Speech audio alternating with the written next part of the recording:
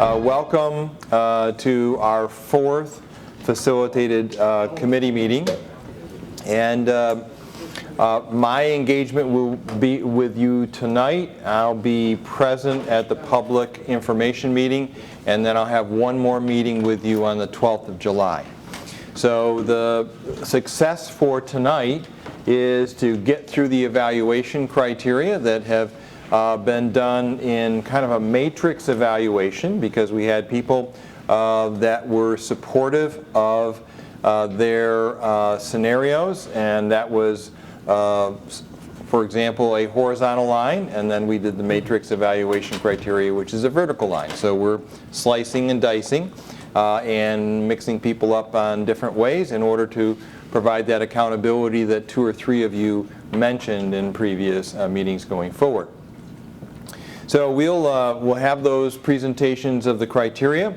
We'll also have some time for us to discuss how you feel about the evaluation that was done. I want to spend some time with us looking at recommendations and kind of sense where the energy of the group is around recommendations. You're not going to make any decisions tonight, but I would like to coax the recommendations that you're thinking about and feeling about, so that we have those. We'll have actually 5 weeks to think about that, because on the 12th of July is crunch time, and we're going to have to come to a consensus about what you can feel comfortable recommending and what you don't feel comfortable recommending, and get the will of the group to go forward. Then from the 12th of July to the end of July, you'll be self-guided in putting together whatever document or documentation that you want surrounding the recommendation that's going into the town. And that'll really be your call, as brief or as in-depth as you want it. And of course, as you know, looking at Dropbox and the documents that go around, there's a fair amount of work that's going on, and certainly a lot of intellectual energy into coming up with a plan that's wise for the town of Penfield. So that's really the movie spoiler as to how the rest of the movie will go between now and the next 7 weeks. So let's get started. I was not distracted by a granddaughter, because she's actually spent the last 2 weeks here in Webster. So I just want to remind you on ground rules. One conversation. That's why we have the electronic talking sticks distributed. There's 2 on each side of the table. Speak for yourself. Share the airtime. What this means is, well, everybody thinks so, or we all believe this, or a group believes. Speak for yourself. We want to be hard on ideas and soft on people, because we actually have the heaviest lifting of this engagement left to do.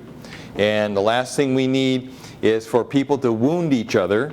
It's about throwing the idea or recommendation or evaluation in the center, and like a mortar and pestle, pounding on that information, and not having somebody jump in to save their idea, and not having somebody else throw them in to get hurt with that idea as it gets refined. Priorities is mission first, the committee second, individuals last. Parking lots, we'll try to keep those, although there'll be less and less as we get closer, because we're way over the halfway mark now in 4 out of 5 meetings when we break up tonight. And electronic bondage, you've been really good at that, but if you just turn it to quiet or off, or if you need to be alerted, just turn it to vibrate and put it someplace on your body so that we don't have disruptive on the table. So, are we ready to get started? Let's. What are the new learnings from the last 2 weeks that you'd like to enumerate? New learnings. Okay, the town is in for 50. Just wanted to share with the group, and it's come out just as of today, in regards to graduation being on June 23rd. The June 23rd meeting is moving to June 22nd. So that'll be a public information meeting night, which is the same night as a town board work session. So they're going to rework their work session. Their work sessions typically are at 7 o'clock. I don't have the exact information on the time, but just to let the group know that it's moving to Wednesday night, June 22nd, to specifically avoid being graduation evening. I believe so, but the town board is going to work that stuff out. So just want to put that out there. And what time will that be? Typically, their work sessions start at 7 o'clock. So I believe it may be a 7 o'clock meeting instead of 6 o'clock, but as soon as I have that confirmed, we'll get that out to the whole group. But the public information meeting will be at 7 on the 22nd? I would believe so, Plus or yes. minus? Yeah. Okay. No, I'm just trying to get here from a previous commitment. Okay. So, new learnings. Public meeting. It's going to June 22nd. Okay? What else? The closing occurred on Shadow Lake. Okay?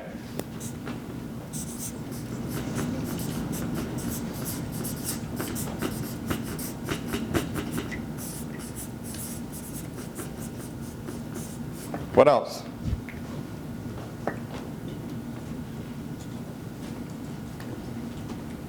What did you learn for those who participated in the walks? What did you learn on the walk? Can I make one comment? Yes. About that? I just wanted to thank Craig for organizing the walks. I would have liked to have gone, but by the time we had the date settled, we had things planned. But thank you for, I know you made significant effort to make it happen, so thank you. Is there anybody who did go on the walk that would like to share something? Yeah, right. Well, I didn't see anything I hadn't seen previously playing the course, but it's grown over quite a bit since then, and it'd be very hard to restore it as a golf course now in its current condition. But it's a great place to make into a town park or an additional place for people to walk as a recreational space. In the back nine I'm talking about, that's where we walked. So what I've heard people talking about in the room, it's overgrown but beautiful. Yeah, Is that too strong? it was good. No, that's true. They sure kept all the trees. Okay. Yes, Neil. Yeah, I went on the walk Saturday, and yeah, it is beautiful. You know, could see it as a town park. Well, it's a lot. There's a lot there to maintain, so it would be a different kind of thing. Hey, for me, I could see it. You could have some really nice houses in there too. You know, and buffering. So it would be a lot. It would be a beautiful park. It'd be a lot to maintain if you maintained everything as a park. Yeah. And it would also be a great home site if people did have homes in there. Right. And the only reason I'm emphasizing that is that does play into one of your recommendations about multiple forms of development on a piece of property. Okay?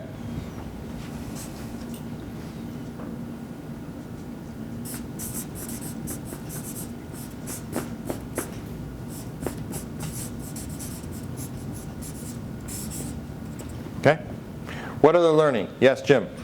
I don't know if it's a learning, but it's just a pushback to what's being said is that to save it as a golf course would require the town to probably buy development bonds, which we haven't talked about, but it's going to be brought up at some point. And I'm sorry, to save it as a golf course would require the town to... Would require probably somebody to buy the development rights. Okay. It's not feasible for somebody to pay $2-3 million, okay, to buy that and then put the money in. But there was a article in the newspaper a few weeks ago for people that are buying golf courses. There are people buying golf courses. The golf course rounds bottomed out over 14 months ago or so. They're coming back very slowly. But golf has been around for 200 years, and anybody in real estate will tell you, in the golfing community tell you, the most important thing about a golf course is a good golf course in a great location. And Shadow Pines is both of those in spades. Okay? So I'm not going to argue with anybody that the golf course is going downhill rapidly. It would take a lot of work, okay? But it's still possible to save it as a golf course. It would take, it's a lot of ifs, but it's possible. So if I say Pines, good golf bones, Yes. okay.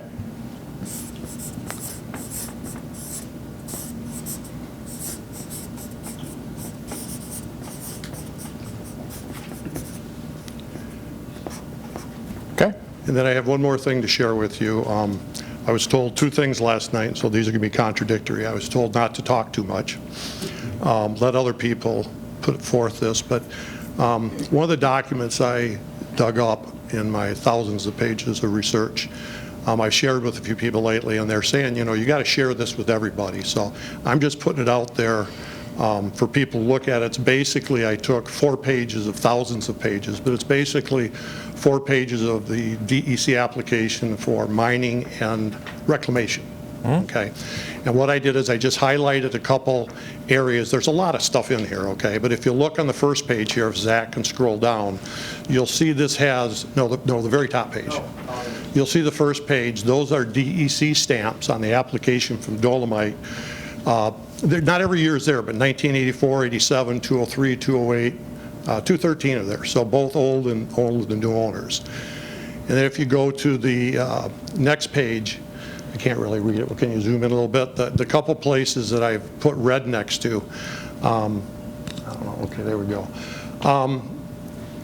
In the gist of these is that they talk about, you know, whether it's now or reclamation, they talk about the 3 properties being buffers to the quarry. They talk about them being recreational. They're talking about the golf courses. And then let's see, on that second one there, it says, I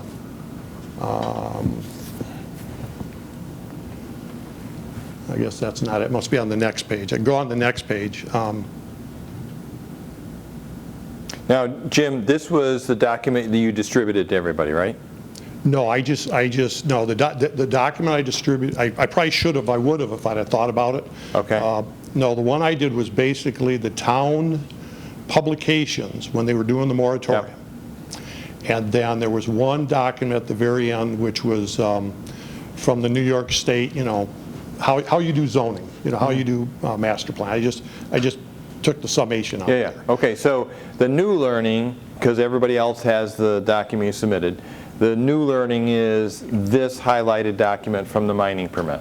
Yeah, and what it does, go one more page. Somewhere it says in concert with the master plan. I think if Oh, did it? Yeah, so I mean, basically, they talk about, it's a buffer to the surrounding, for the surrounding properties, and it's in conjunction with the master plan. So I just want to point that out when we get talking about a few things, because under new business in my letter I did send out, I think we should bring rezoning back on the table, because I think we were asked to do that. Okay. Other new learning for the good of the group. It was about grounding everybody at the same datum before we start our conversations.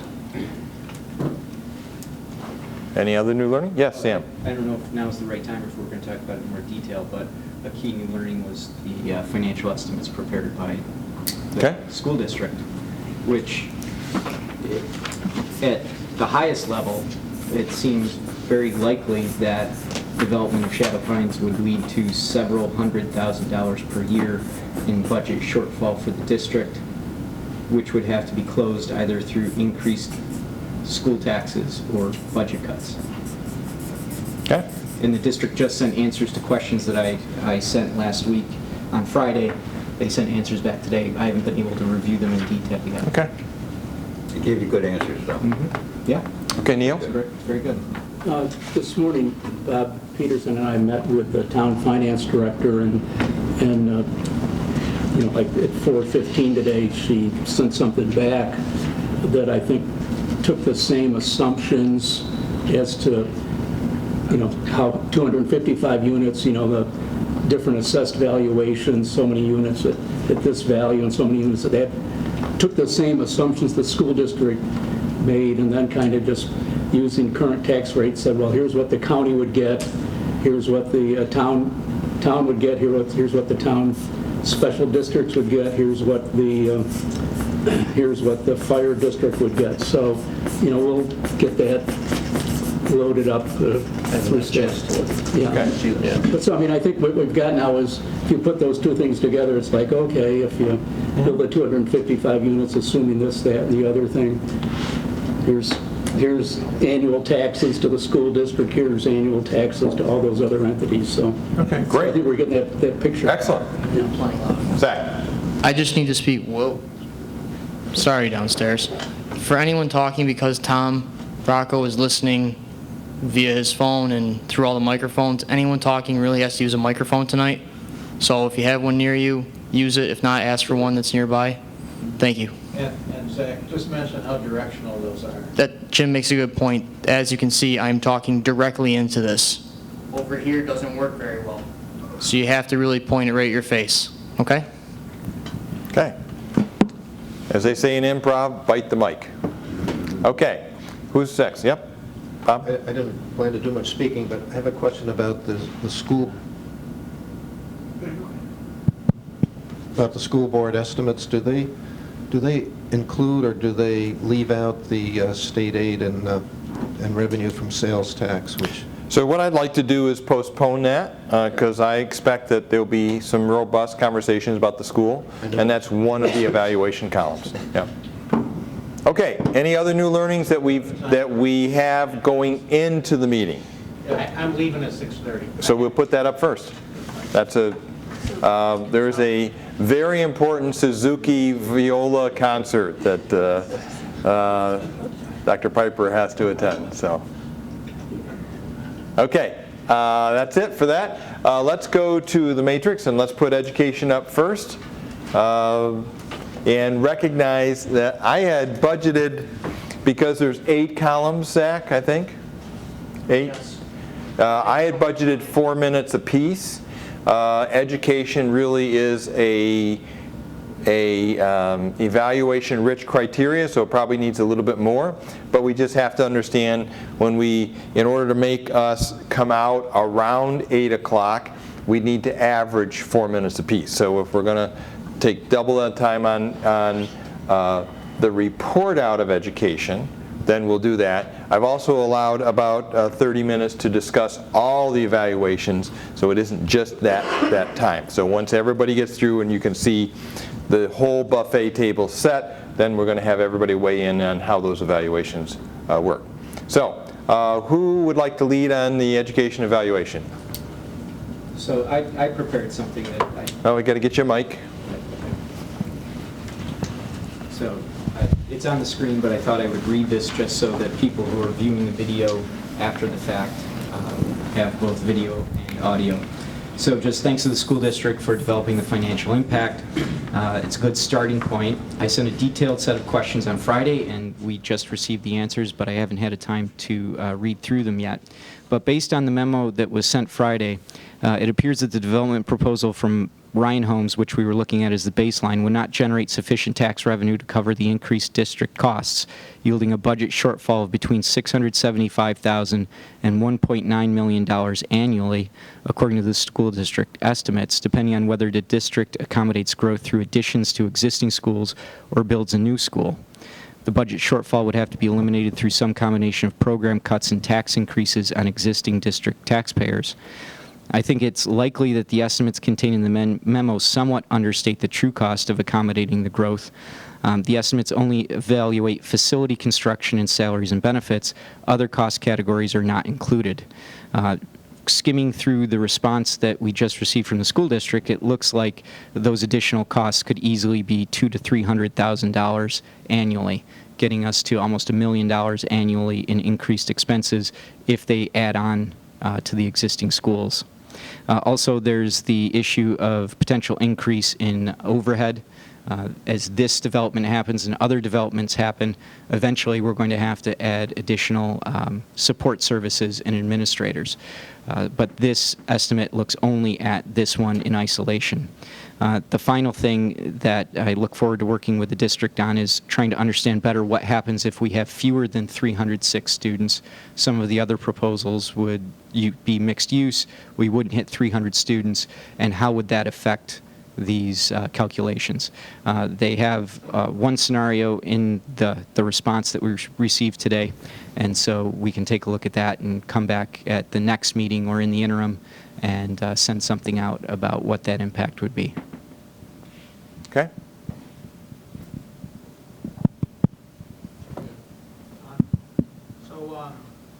One of the things is what I don't want to get into is debating budget impact of something we don't have yet in front of us. So I would share that our view, what we handed out was very worst case scenario. If 306 students, which is 1.2 students per house, 255 houses, we're taking a shot in the dark of what this is going to look like based on some conversations that we've heard and what it's zoned for. So that would be if all of them come in as elementary age students, which means they have to attend elementary school. Taking a look at other developments that have come in, it's typically not the case. The more expensive a home, the older the students typically are. It's usually a second home scenario where the students may already be in middle school and high school. If that's the case, we have very little impact for us because our middle school and our high school both have room. We can add in without necessarily additional staff, without building on. It's that elementary age, that's why we looked at it as a worst case scenario of saying all 306 kids would be elementary age students. Hey, Tom? Yeah. I lied about the mic. We can give you one that's actually Hit the on. mute because Oh, there you Good go. now? Do I have to repeat everything? No. All right. So the hardest part is, and I think the committee understands, is we're dealing with a lot of assumptions, and it's a moving target every year. How much we get in state aid is a moving target every single year. How quickly these homes would be built. This is also worst case is 306 students drop out of the sky and all the houses are built and they're all sold and everybody walks in the same school year. So these are unlikely. We've continued to build. Penfield has continued to grow, and I would share something Mr. Piper and I were talking about earlier, is that the last 9 years, our average is a 1.9 tax levy. Even with the 2% tax cap or perceived 2% tax cap by New York State, we've been under 2% for our tax levy increase each year. So those are those assumptions which I'm never going to be able to narrow down on what it is for every certain group of kids that comes in. There's a lot of man hours that went into the memo, a lot of man hours and woman hours that went into the answers to the questions. And so in terms of our time frame, trying to be fair to the committee, how deep we can dig on assumptions is tough. And so, I hope that answers some of the questions or responds to some of the questions you've got too. So in this phase, what we want to do is be sure that we have clarity on facts. And because you have 8 minutes before Suzuki liftoff, I would say to the group, if you have any questions of facts for Tom before he has to leave the room, this would be a great time not to debate it, but to ask questions of fact about that.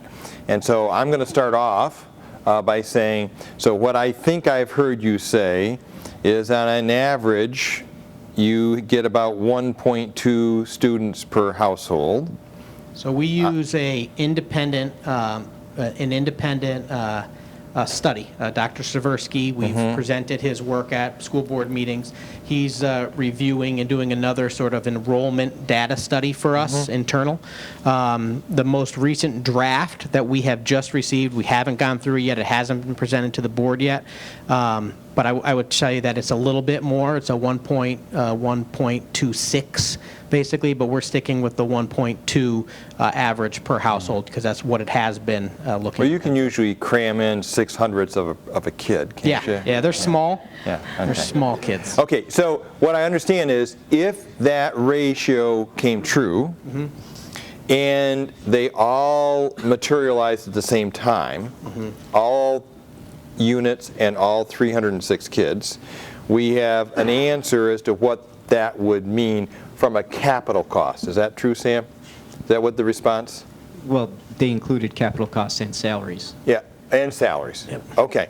So if it was overtime, if it was higher end houses where the kids tend to be older, that scenario of 306 all coming like that, like fairy dust, is the outside edge of it. And everything else would be inside that estimate. Fair. Yes. Okay, I just want to be clear about that. Yep. Okay. I- Other questions of fact? I just have one question Yep. related to what we were just talking about. So the 1.2 or the 1.26, that's an average. Is there any significant difference between new construction and old stock? Because this would be all new construction. I can't speak to that. From right now, what we've used for both new construction and move-in is 1.2. So that would include, is it Ashland Rise, most recently. Same what we're using for Windsor Ridge is 1.2. Okay, we had a question over here with Neil. Yeah, I think I have two questions. One question I asked Dr. Putnam in an email last week, and he responded.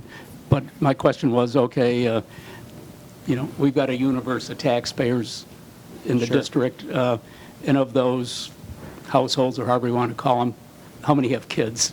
And I think you basically said 30%. So It's right on 30%. So the fact is, you know, 30% of the people are direct users of the school district. 70% of taxpayers are, you know, paying for the district expenses and aren't currently users, but, you know, most of us at some time in our life we were. Right. I think my only other question is, because, you know, we've got the numbers here of, you know, what if you need this new elementary school, and there's a dollar sign there, different dollar signs, but what's the current operating budget for the district that's just been approved? So it's $94 million is our current, our operating budget for the entire district that was just approved. Appreciate it. Thank you. Okay. Jim Froome has a question in fact, and then Bob Peterson. I asked this to Tom when I first came in a little bit, and I'd just like to ask it again, and it might help Sam. The numbers that Sam just gave of 600-some thousand and 1.9 roughly from what you gave us, I have the same numbers worked out. And then I did another one just for kind of fun. And I went back and looked, and I used the 2015 state number that was, I think it was per student, where is that? It was $19,811, and they're saying last year I think it was just over 20,000. And so my question to you is I've been trying to find it, you know, I can find a year here and there, but I'm going to assume that if we went back 10, 15 years in the Penfield School District, that cost per student has gone up every year in general? I haven't looked. I would make the assumption that I'd agree with you that it has increased based on inflation and cost of staff, because that number is developed by taking the staff ratio and basically dividing the number of students that it services. So that can go up based on a student with a disability, perhaps a severe disability that lives in Penfield and is expensive. There's a lot of cost that goes with that. That would go in, as well as how many teachers we have, social workers, counselors, the whole works. So when we add one student, that doesn't mean that our cost per student would go up, because we can add so many students without adding any additional staff. But I agree with you that I would imagine the assumption is true that if you go back, it costs more every year to educate a student. Right. So I have one more question on this, just to make sure I'm doing this right. I use 30% as a rough, I know you said it was higher if you add on classes versus new classes, but I use 30% as a state sales and other aid you might get. Two things. Number one, that's not free because we're paying for that. And number two, what's interesting is using 30% as a number, which I hope is ballpark, I come up with almost the same number on the high end. You know, it came out to about 2 million instead of the 1.9. Is that for state aid for building? I just took off, here's the total cost, you know, 300 students times that $1,900, and then I took off what you said for, you know, the cost. No, I'm sorry, I just took off the 30% that we'd get from the state, so what it is for local taxes. I just thought it was kind of interesting that it came in the ballpark. Okay, we're going to go to Bob, and if there's one more quick question before Tom goes out of the room, we'll make time for that. Bob? I think Jim kind of, the second question kind of hit on what I wanted to ask is, I was suggesting that we need to look at the total tax bill, not just the school, the Penfield School District cost. The part that comes from state aid and sales tax should be considered as a variable also, because that comes from the taxes we pay on our income taxes and our sales tax. So I would think we need to look at the whole loaf of bread when we talk about the impact. And that ties it in closer, I think, to what the average cost per student is. It's about $20,000 per student. And we know that each house that goes in, if there are 225 or 255 homes, that Ryan builds, I think you figured the average price was about $300,000 per home. They're not paying anything close to $20,000 per household, so if it's $20,000 per student and we're getting about $9,000 or $10,000 in property tax, or I guess it's even less when you think of the school tax. Okay, Might be so 6,000. We're a long way from covering the cost. we're going to go to Jack, but It's a real quick one. yeah. Now, the state would be a fixed cost, right? It wouldn't be a variable cost. The state Reimbursement, reimbursement, I it's a mean, fixed cost. they could care less how many students you got, right? Right.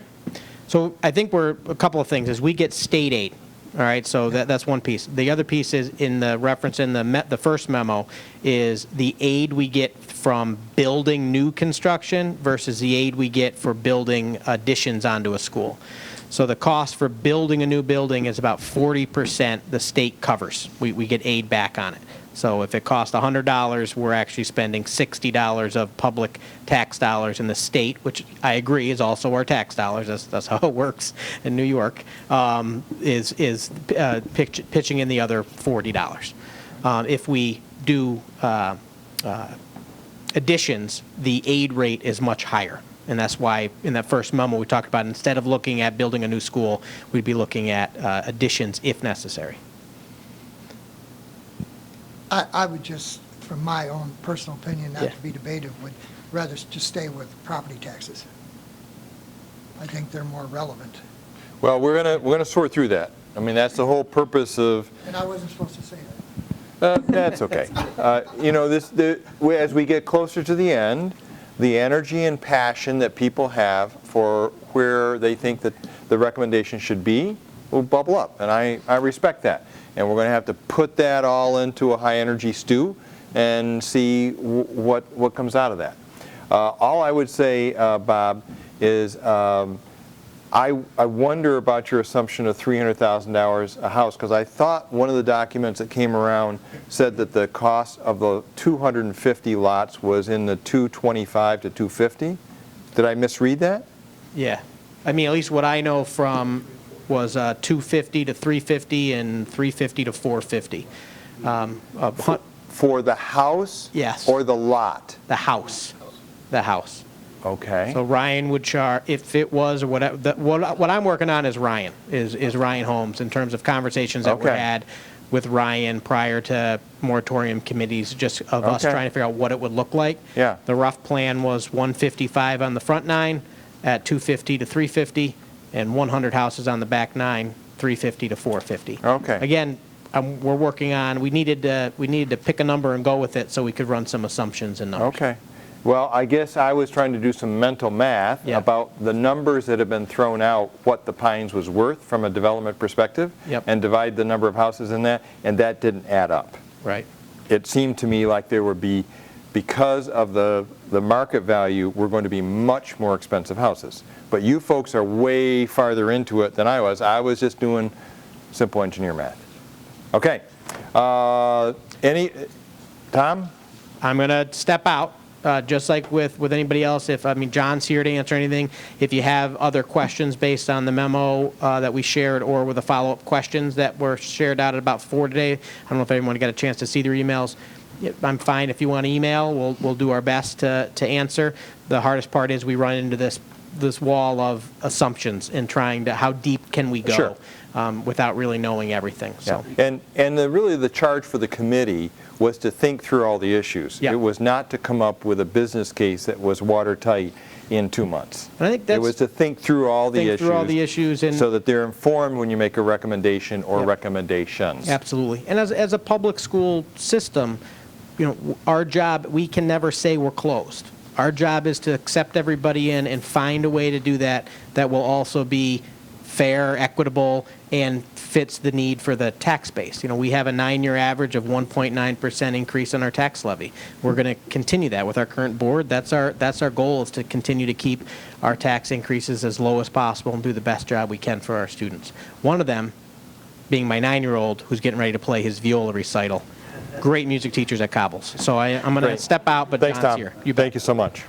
Ron, just Yes. if I could just, see you later, every day. The board spends about 6 months really working on assumptions when we do our budget. And it's really complex. But one of the things I wanted to add to that is we never know any year what unfunded mandate is coming down. We read about that in the paper.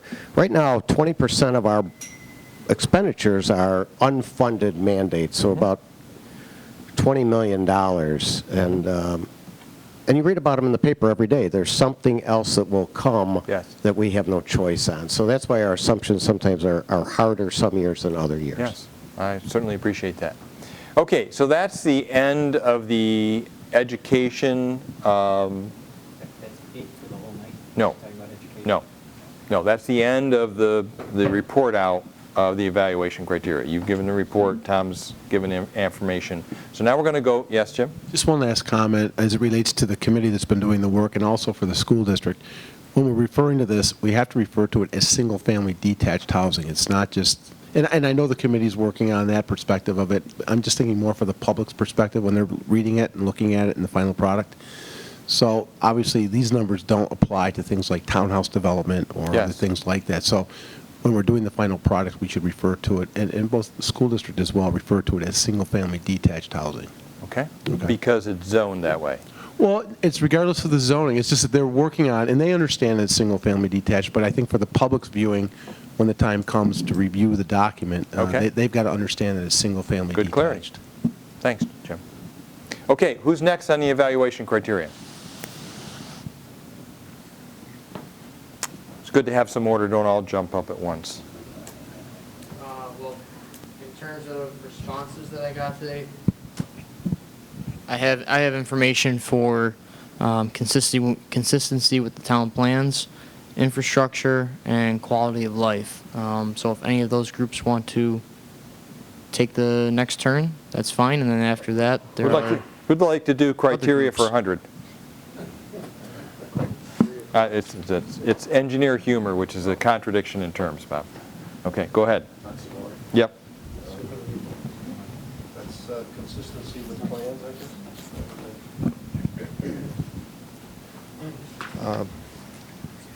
Jim Froome and I worked on evaluating each of the horizontal rows on the degree to which they're consistent with 3 of the major plans on the table, or the things we were asked. 2 of them we were definitely asked to look at. One is the existing zoning and the comprehensive plan. The other is the basically the reclamation plan on file at DEC that Jim was talking about earlier. And I can't see the left column on my sheet, so what's the first one?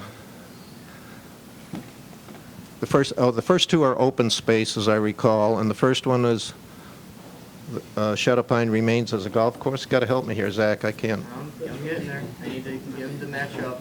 My glasses aren't working at that distance. So if it's to continue as a golf course, Jim and I have determined that it is compliant with all 3 of the plans we looked at. The R120 zoning, the comprehensive plan, because it calls for recreational space, and the DEC plan, which says that should be parkland. The second one down is Shadow Pines becomes a town park at some point. That also complies with zoning, comprehensive plan, and the DEC plan, and once again scores 3 points on our ingenious rating scale. Down to the third one. What is that? Single-family home development. Yes, it complies with zoning. It's R120. It does not comply with the comprehensive plan, which calls for recreational or sanctuary space at Shadow Pines, and it also is not in compliance with the DEC plan, so that scores 1 on a scale of 0 to 3. The next one is cluster development.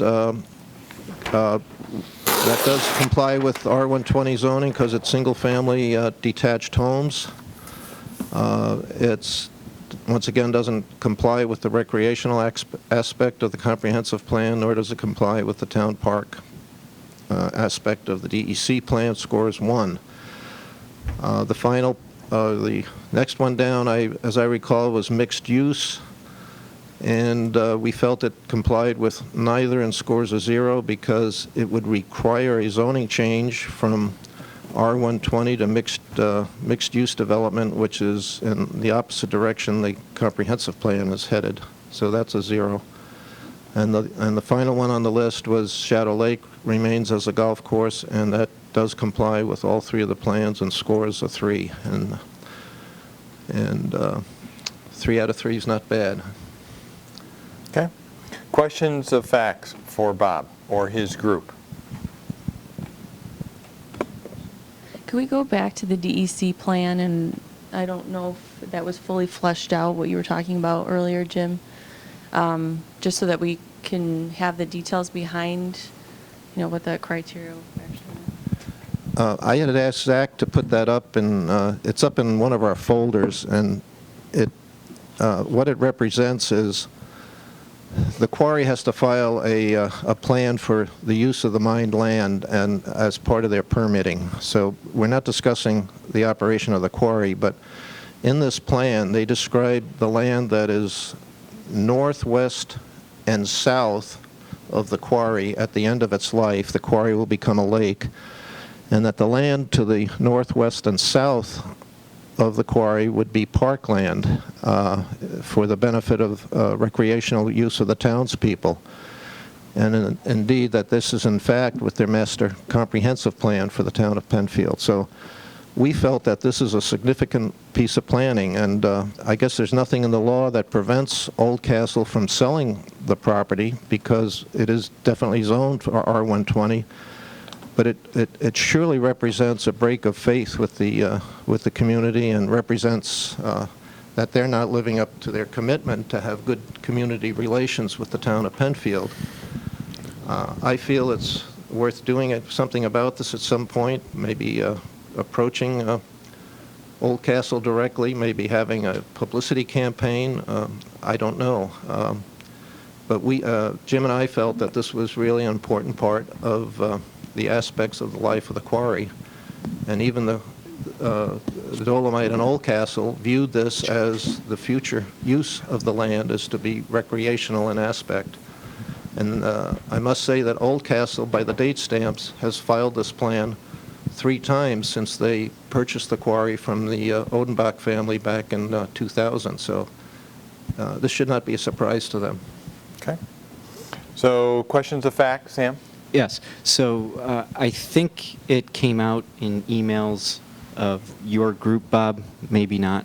But I know I saw someone talking about a state law that allows communities to hold mining operations to what they've published in their mining permit. Was that in your information? If so, can you describe it? I did have that, and that's part of the state environmental conservation law. I'm not sure it applies at this point, Sam.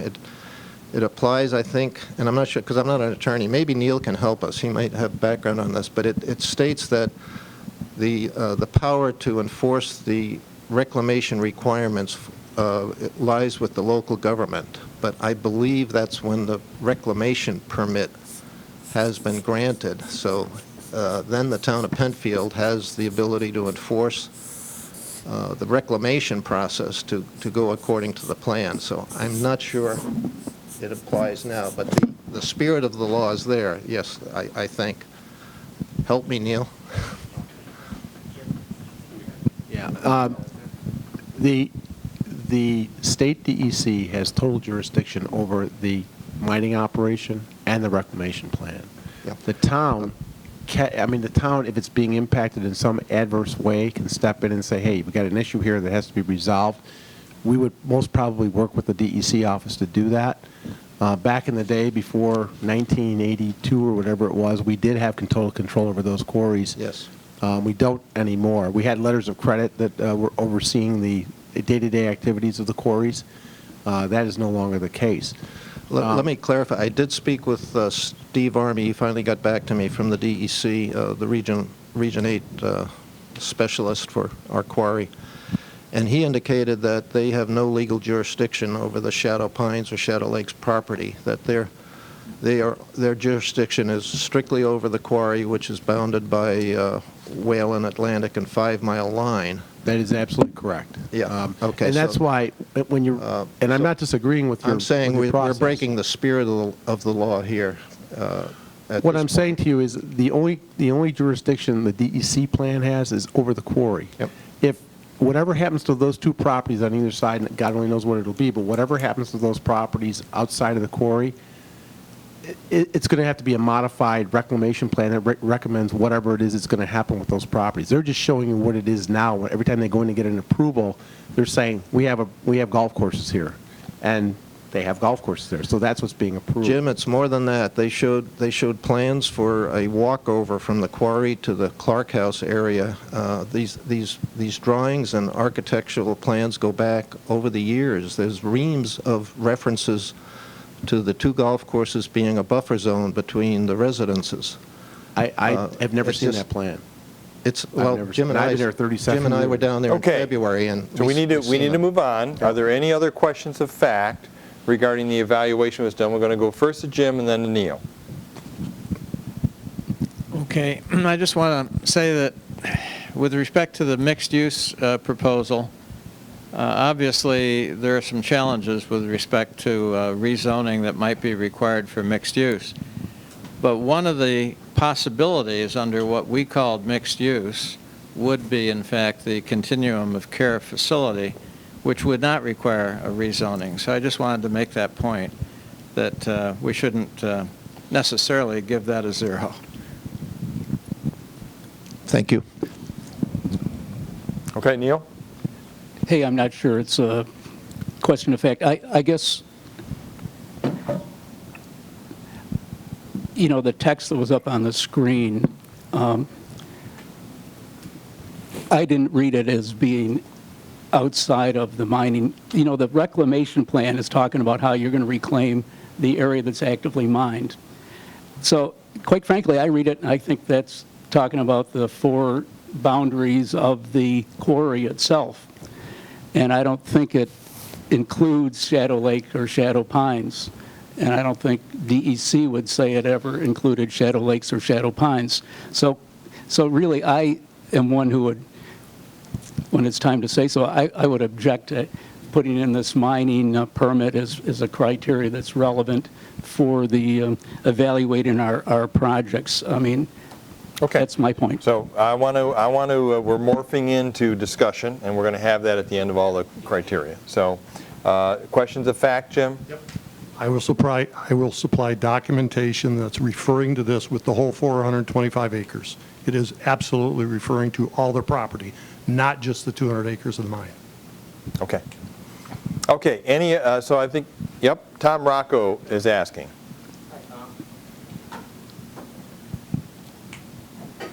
Tom would just like to ask if Bob's earlier question is worth submitting to the town attorney for review. I have no, and that was, does the town have the power of reclamation enforcement? That's what I heard is the question. Is that the question?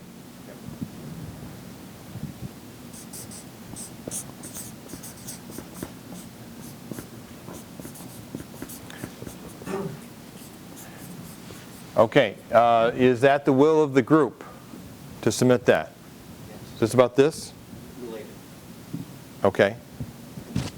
I think there's a more general question that if the DEC asks every time that the quarry applies for a permit what the quarry plans for the surrounding properties, why does the DEC ask for that if they have no interest in what happens to the properties? I think there's a larger question. What does the DEC use this information for? Why do they ask for it? And I think that would inform us about whether the DEC will be concerned about what's happening or whether the town has some power over using this this is an official document that they file, why does the government require that they tell what they plan to do with that property? Okay, well, that's really a question of fact regarding the law. It's related to the lawyer. Okay. Take a lawyer to tell us the answer to that. Okay, so how would you rephrase this, Sam? Other than what I just said. So I think that the overarching question is, why does the DEC require that the quarry spell out how they are currently using surrounding properties and what they plan to do with those surrounding properties? Why do they ask for that information? How do they intend to use it? And do they intend others to use it? If the DEC will do nothing with that information but they're collecting it, are they collecting it for the benefit of the town?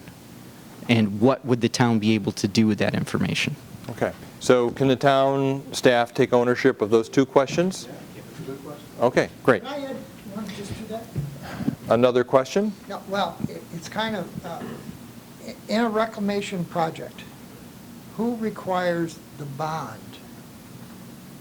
I'm guessing it's not the town. State. DEC. So what does that tell us?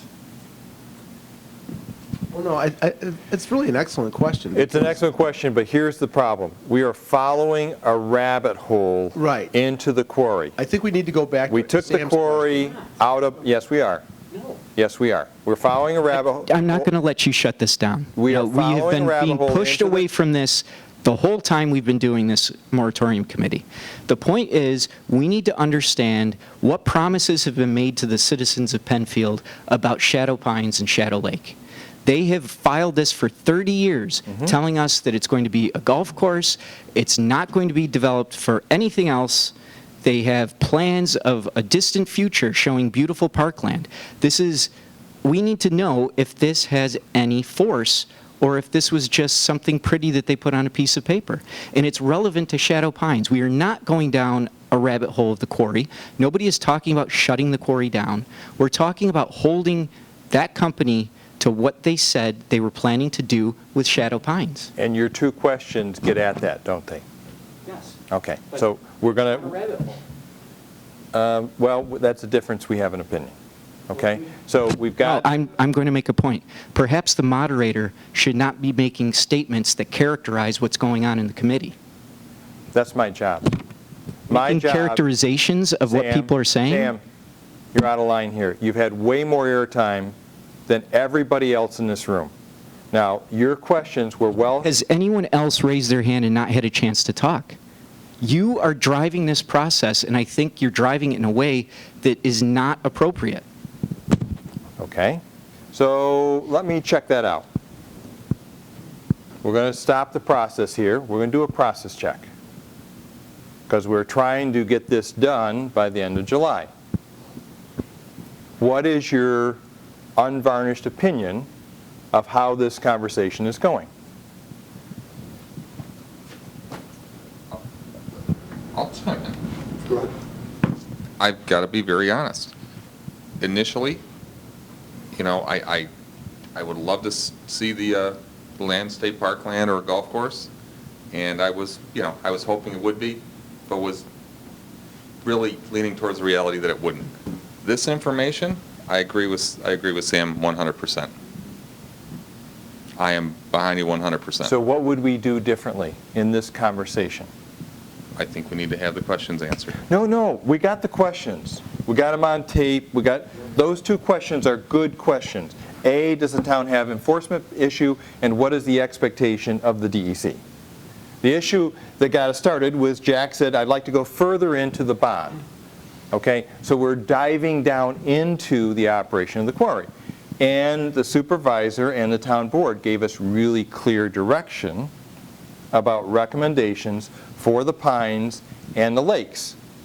The committee took the lakes off the table, so we're just focused on the pines. So I'm trying to drive the process forward because we've had 2 out of 8 so far, Sam. And I know you're very passionate about this, but we've got to get through the other 6 and then have some conversation about where you want it to go from here. I would agree with you completely.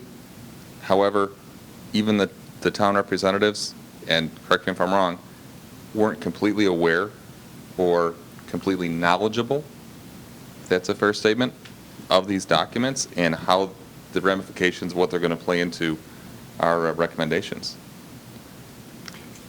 Okay.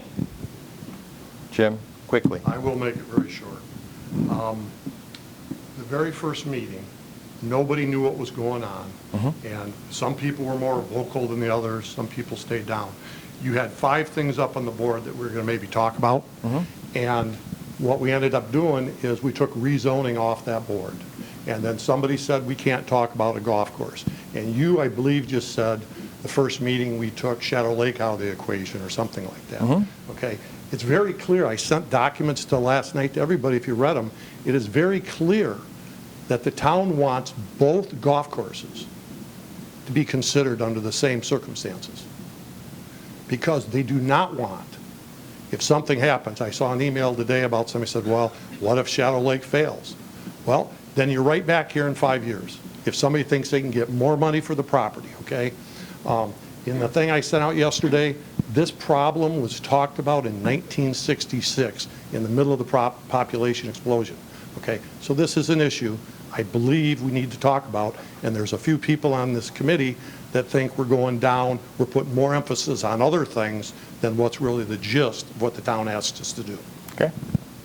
So, that was, you're absolutely right. It was a charge to look at both golf courses.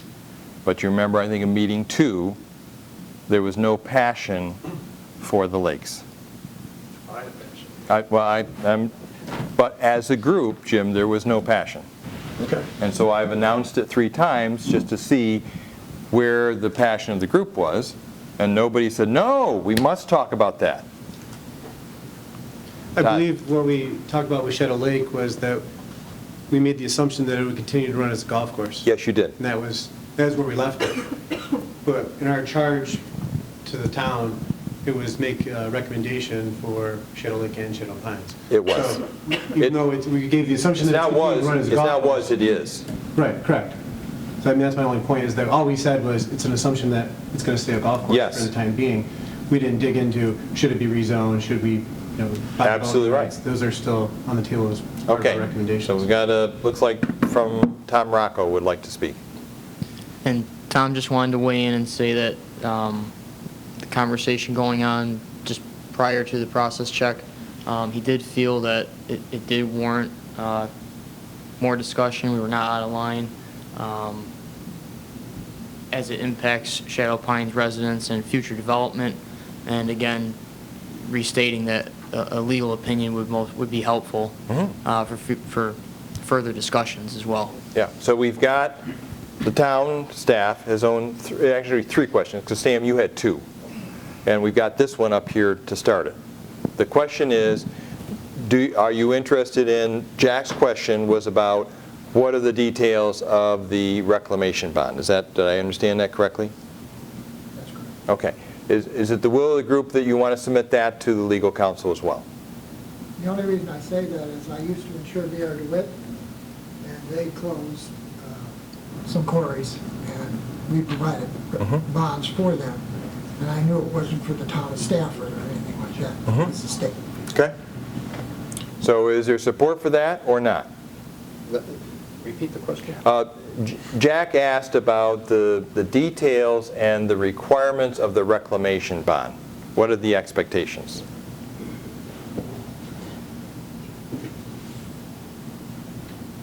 I'm not hearing support, Jack. No, I'll support it. I just don't know if I'm allowed to talk. I'm waiting for other people to talk. But yes, I support it. Well,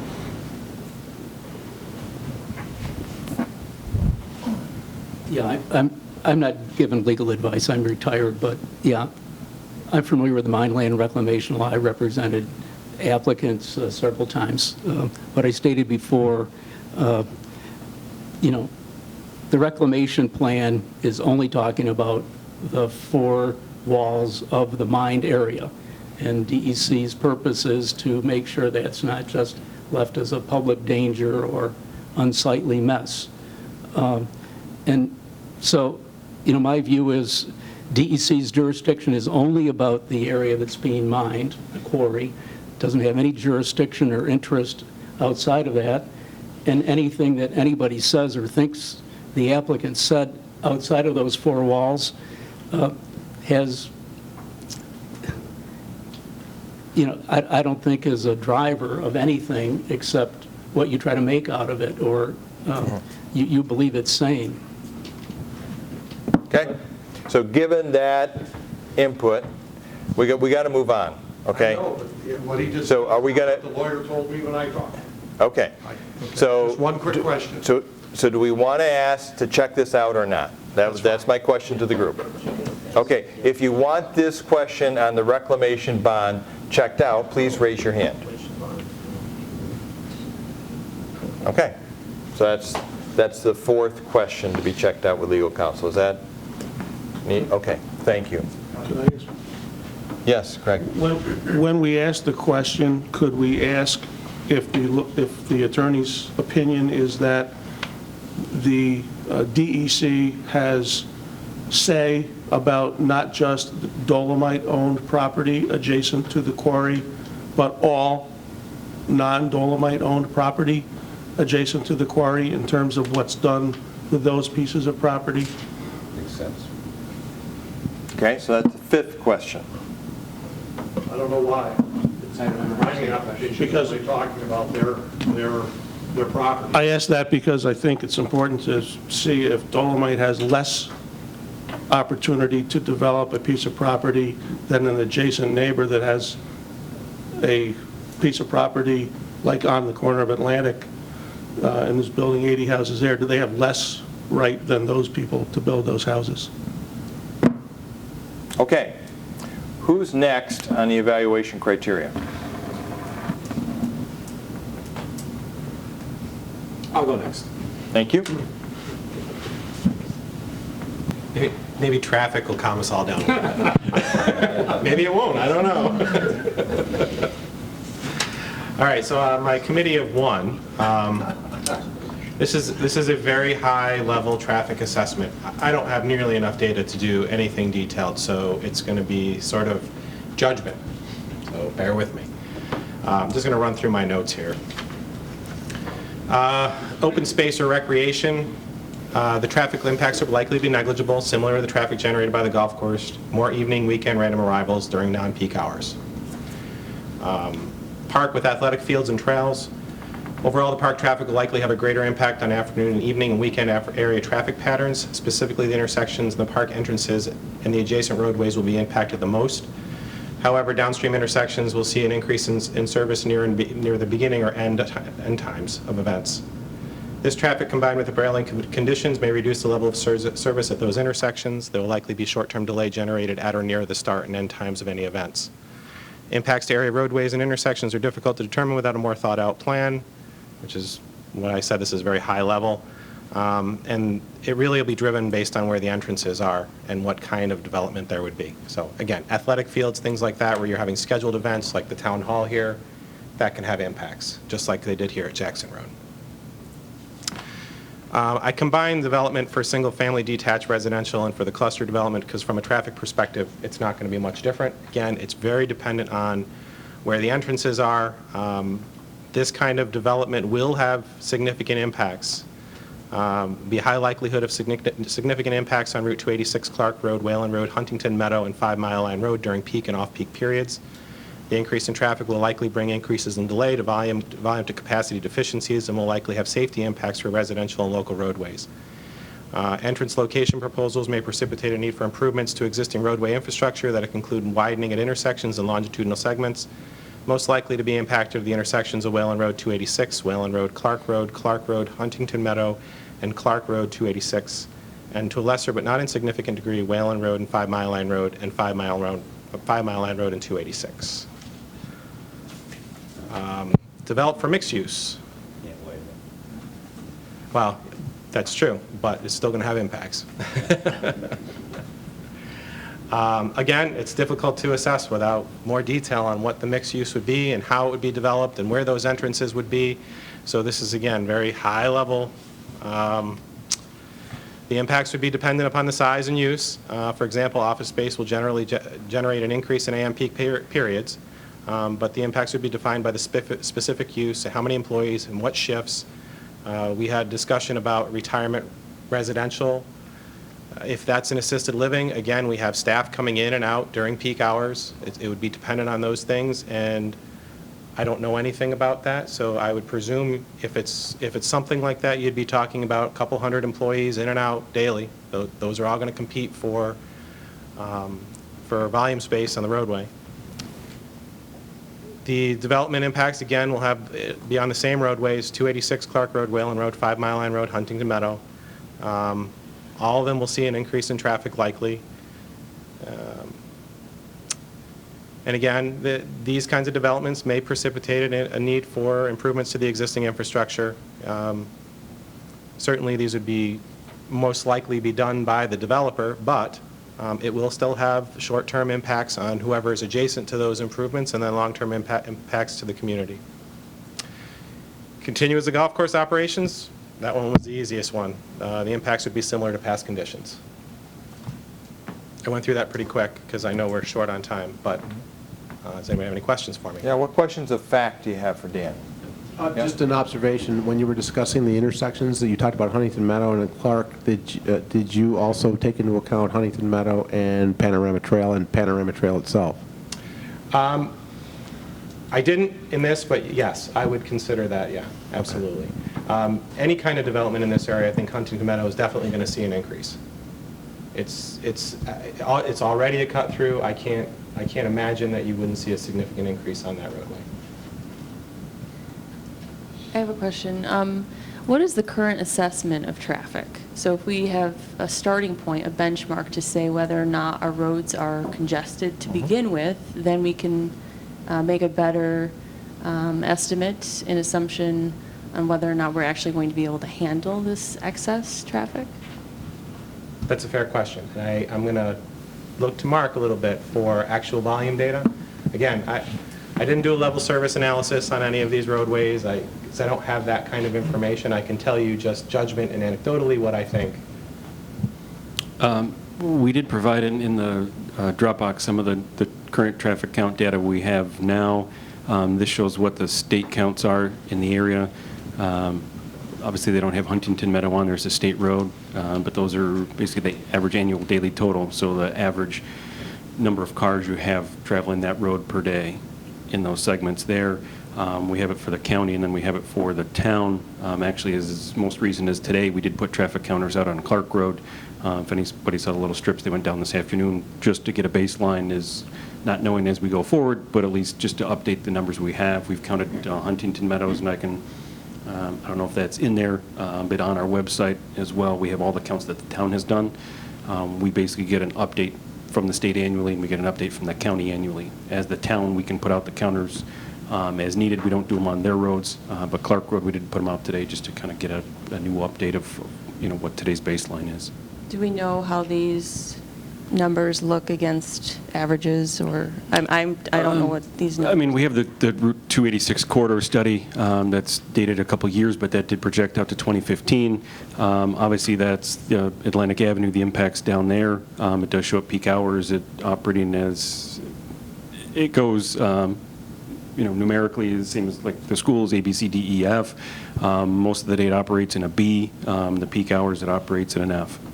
At most of the intersections, if you're at Atlantic and 5 Mile, that's the one we're currently looking at. Dan knows we're working with the state on that one currently to get some improvements to that. I think that intersection is driving today's traffic. If you go down that in the morning and afternoon, you can see it backs up to Scribner and Qualtrough. So that seems to be the defining intersection that's kind of backing up the rest. We're working with the state right now, whether this moves forward just on a current condition to get some improvements to that, whether there's turn lanes or turn signals or something on that. But that's something we incorporated into that development at the corner where the town has taken some additional property, so we have additional room to make some improvements to that piece. Obviously, any additional information, sorry to go on, but any additional traffic added to the area, is just additional impact to that. And I just have one more question. Is there any way to actually assess the type of traffic? For instance, Whalen Road traffic is considerably heavy and it leans mostly on the side of large vehicles. Clark Road is considerably more residential, so is there any way to see those numbers? Whalen is obviously not a very walkable road based on the traffic that is. And I could reach out, and I don't know how the state and the county do their counts. Based on our traffic counters, we can see how many actual vehicles are going over it, so it'll tell you whether it's a large truck or, I mean, it doesn't get down to minutia, but, we'll tell you if it's a big truck or small car. I don't know how the state and the county, break down their data, but I can reach out to them and see what else we can get. Currently, we just get the average annual daily total from them.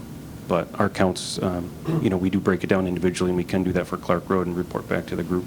Well, that's an important consideration because the level of service descriptions A through F. A is essentially free flow conditions, no delay. So you get in your car and you can go from point A to point B with no delay. All the way down to F, which is significant delay.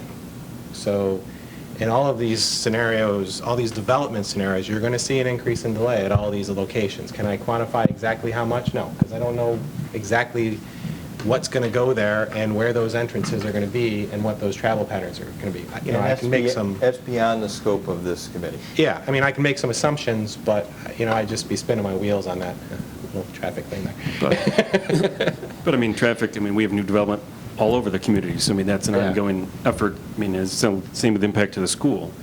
We have development going all over the community, beyond this, so that's, something we look at as a grander scope. Yes, this is one impactful area, but we will continue to get traffic as Gananda builds out.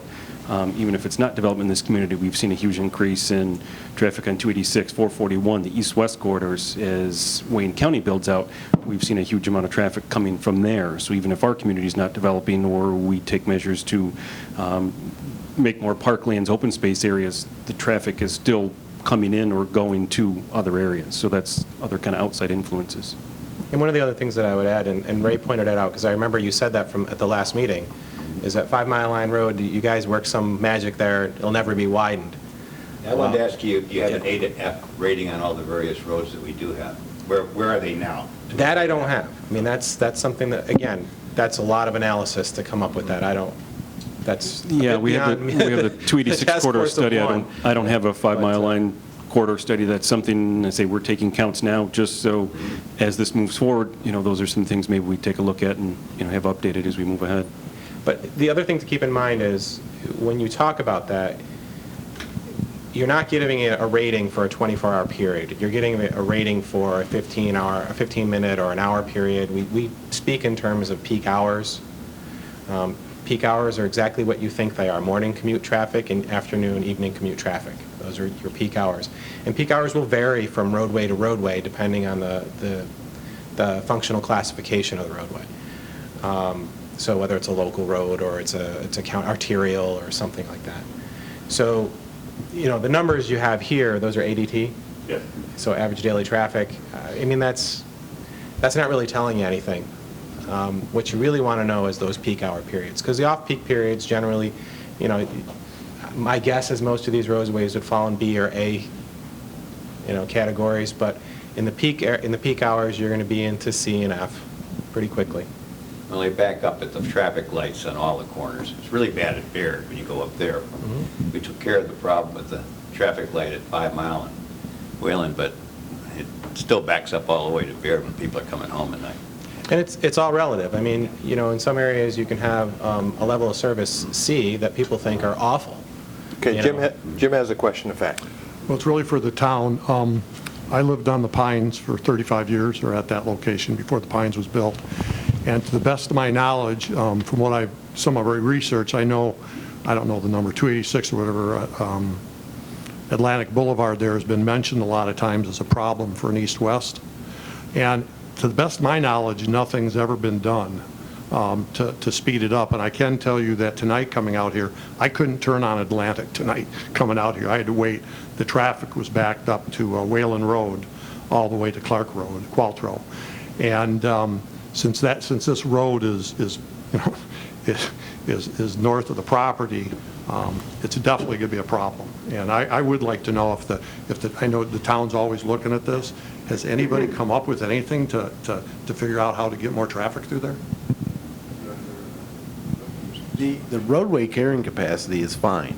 As you noted, it is a peak period issue. If you go down Browncroft Boulevard or Atlantic Avenue after peak periods, even in the morning or in the evening, it's not an issue. But the issue is the intersections, and the intersection particularly at hand is the 5 Mile Line Road, Browncroft or Atlantic Avenue intersection, which does not provide for any turning lanes, and that's what's holding things back up. And I agree with you. I was coming up here.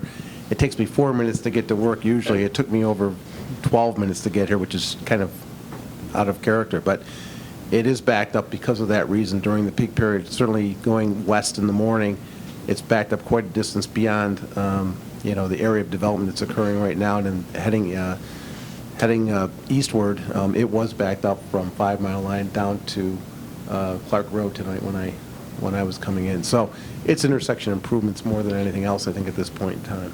Okay, so let's move on. What's the next evaluation criteria that wants to be presented? Can I just make one comment? Yes. I think the conversation so far has all dealt with how long people are going to wait at intersections. But I think we can't lose sight of the fact that Clark and Huntington Meadow are residential streets. And you may have free-flowing traffic, but you don't want cars doing 40, 45 miles an hour down these residential streets, which is what they do now, and we're going to have more of that. So this level of service, sure, it's free-flowing. It's free-flowing at 45 miles an hour in a 25-mile-an-hour zone. And more of those, even though it wouldn't show up on a level of service, is going to be a significant impact on the communities. Okay, so we're going to let Dan respond, but whoever's going next, be ready, because we're really running way behind. We're going to pick up the pace. Dan? First, Zach, I'll get you a copy of this. I'll have a few more notes based on our discussion, but so it'll be out to the committee for you guys to look at. Sam, you bring up a really great point, and I did allude to that in here. That would be under the safety concerns that could be a result of any kind of significant development. I'm not making any determinations of which alternative is better. I mean, this is just a judgment based on, my background. But, it really depends on what the final outcome is going to be. So and I'm throwing this out as an example, not to drive a direction at all. But if mixed use is the alternative, then the impacts will vary based on what that mixed use is. If part of it is a park, and part of it is office, and part of it is residential, then those impacts will change, and the roadways that are impacted will likely change with them based on where those entrances are. Well, I think you've done a great job as a committee of one. So thank you for doing that. Can I have one last, unless someone else has? Yep. Not to monopolize. I do have a comment to second what Sam was saying as far as quality of life, because I think it would not be very smart for us to skirt past that issue. Based on existing quality of life for traffic in that quadrant of Penfield, and then looking forward to the impact. Because right now, I live on Skyview Lane, which has it's a cul-de-sac. We have absolutely no sidewalk access to any of these roads until you get down Clark. You are really risking your life walking down Clark Road. I actually walked down Whalen today and almost got hit about 5 times. So walking the course to get a view of the existing beauty and potential was a great idea, but I think also going and standing on the corner of Whalen Road and Atlantic and just observing is another great field trip maybe. If anyone is not really aware of the traffic, currently and the potential implications, probably be a good idea. Thanks, Laura. Okay, who's next? Another committee of one? No, there were 3 of us in our. Oh, were there? Okay. Yeah. We had infrastructure. Yes. And one of them's Tom. And we met with Mark and we looked at sanitary sewer, storm sewer, public water, and the electric and gas grid. And the quick answer is, for current impacts, for any of the scenarios, it won't affect the existing infrastructure. What is existing has capacity to serve any of the scenarios that we envisioned. Where there is more of an impact is in the future. Obviously, if you go to the single-family detached development with the 255 houses, there's going to be more infrastructure that has to be installed to service those properties. And so the long-term maintenance and replacement costs are higher. And I think that's where we're talking about the median point or the cutoff point is the $270,000 house or higher to be able to bring in taxes what it costs to maintain those that infrastructure. Now, under the mixed use or the cluster, you would probably, certainly under the cluster, you would have fewer additional, less additional infrastructure. Usually it's clustered, so there are fewer roads, sanitary sewer, water, et cetera. And then the mixed use, depending on what it is, it depends how much additional infrastructure you would have. So the unfortunate news is what is there can handle anything that you would choose. It's just the future costs will be higher depending on what the development is. Okay. What questions of fact do you have for Ann and her group? Jim? Is part of the infrastructure I don't know what you call the runoff for floodplains, because downstream from there we have two floodplains in Panorama Plaza and Ellison Park. And I don't know where that fits into all this, so I'm asking, and I know we don't really know, but that's an infrastructure, I think that's an infrastructure question, and it's something we should, maybe you guys can talk about. Mark can probably address that stormwater management. And Yeah, that is- stormwater management, all things through the DEC regulations nowadays, you need to maintain that on your own property.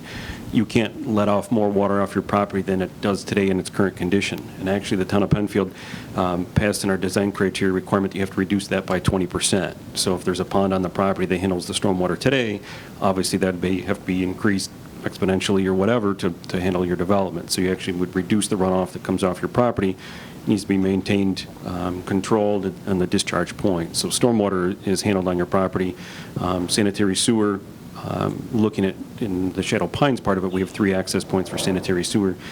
Shadow Lake is actually the one if we had to look at sanitary sewer that has restricted capacity. So have not done a sewer study in the area, just looking at, current, infrastructure pipes in the area, number of homes that are there, so just kind of, rough numbers looking at that. Obviously, mixed use can look at a whole different intensity development, but was just kind of focusing on if it was 255 units worth of mixed use, basically an equivalent to what the existing homes are there, it appears. I know Ann looked at the water piece. We've talked, we have an annual meeting every year with RG&E. We talk about future projects. This is one we talked about. They didn't see any issues with gas and electric, so we've spoken with them as well. So, but Shadow Lake may have some infrastructure shortages with sanitary sewer. Prior to any development and doing the storm, runoff, isn't a split have to be approved? So that would be handled at that point. Yeah, I mean, we would get into a full-blown stormwater calculations as any development. Prior to anything. Yeah, they'd have to go through all of that, in any development scenario. Any other questions of fact on infrastructure? So is that the end of the prepared or submitted? One more? Adjacent neighborhoods and quality of life. Okay. Do you have? Okay. Zach's been highlighting in green the ones we've gone through. Got it. Okay. So we're over to the right, are we? So we have, our group, we had 2 adjacent neighborhoods and quality of life, so I can do them both together. Awesome. Anything I say in adjacent neighborhoods might be copied over into quality of life, so I'll just add the new items for quality of life. Continues as a golf course for adjacent neighborhoods. No change to the existing environment. It avoids construction, avoids increased traffic, maintains mature look and feel of community, fulfills town's goals and master plan objectives, and it maintains property values. Quality of life, promotes healthy lifestyles and recreation. It's also in accordance with the master plan.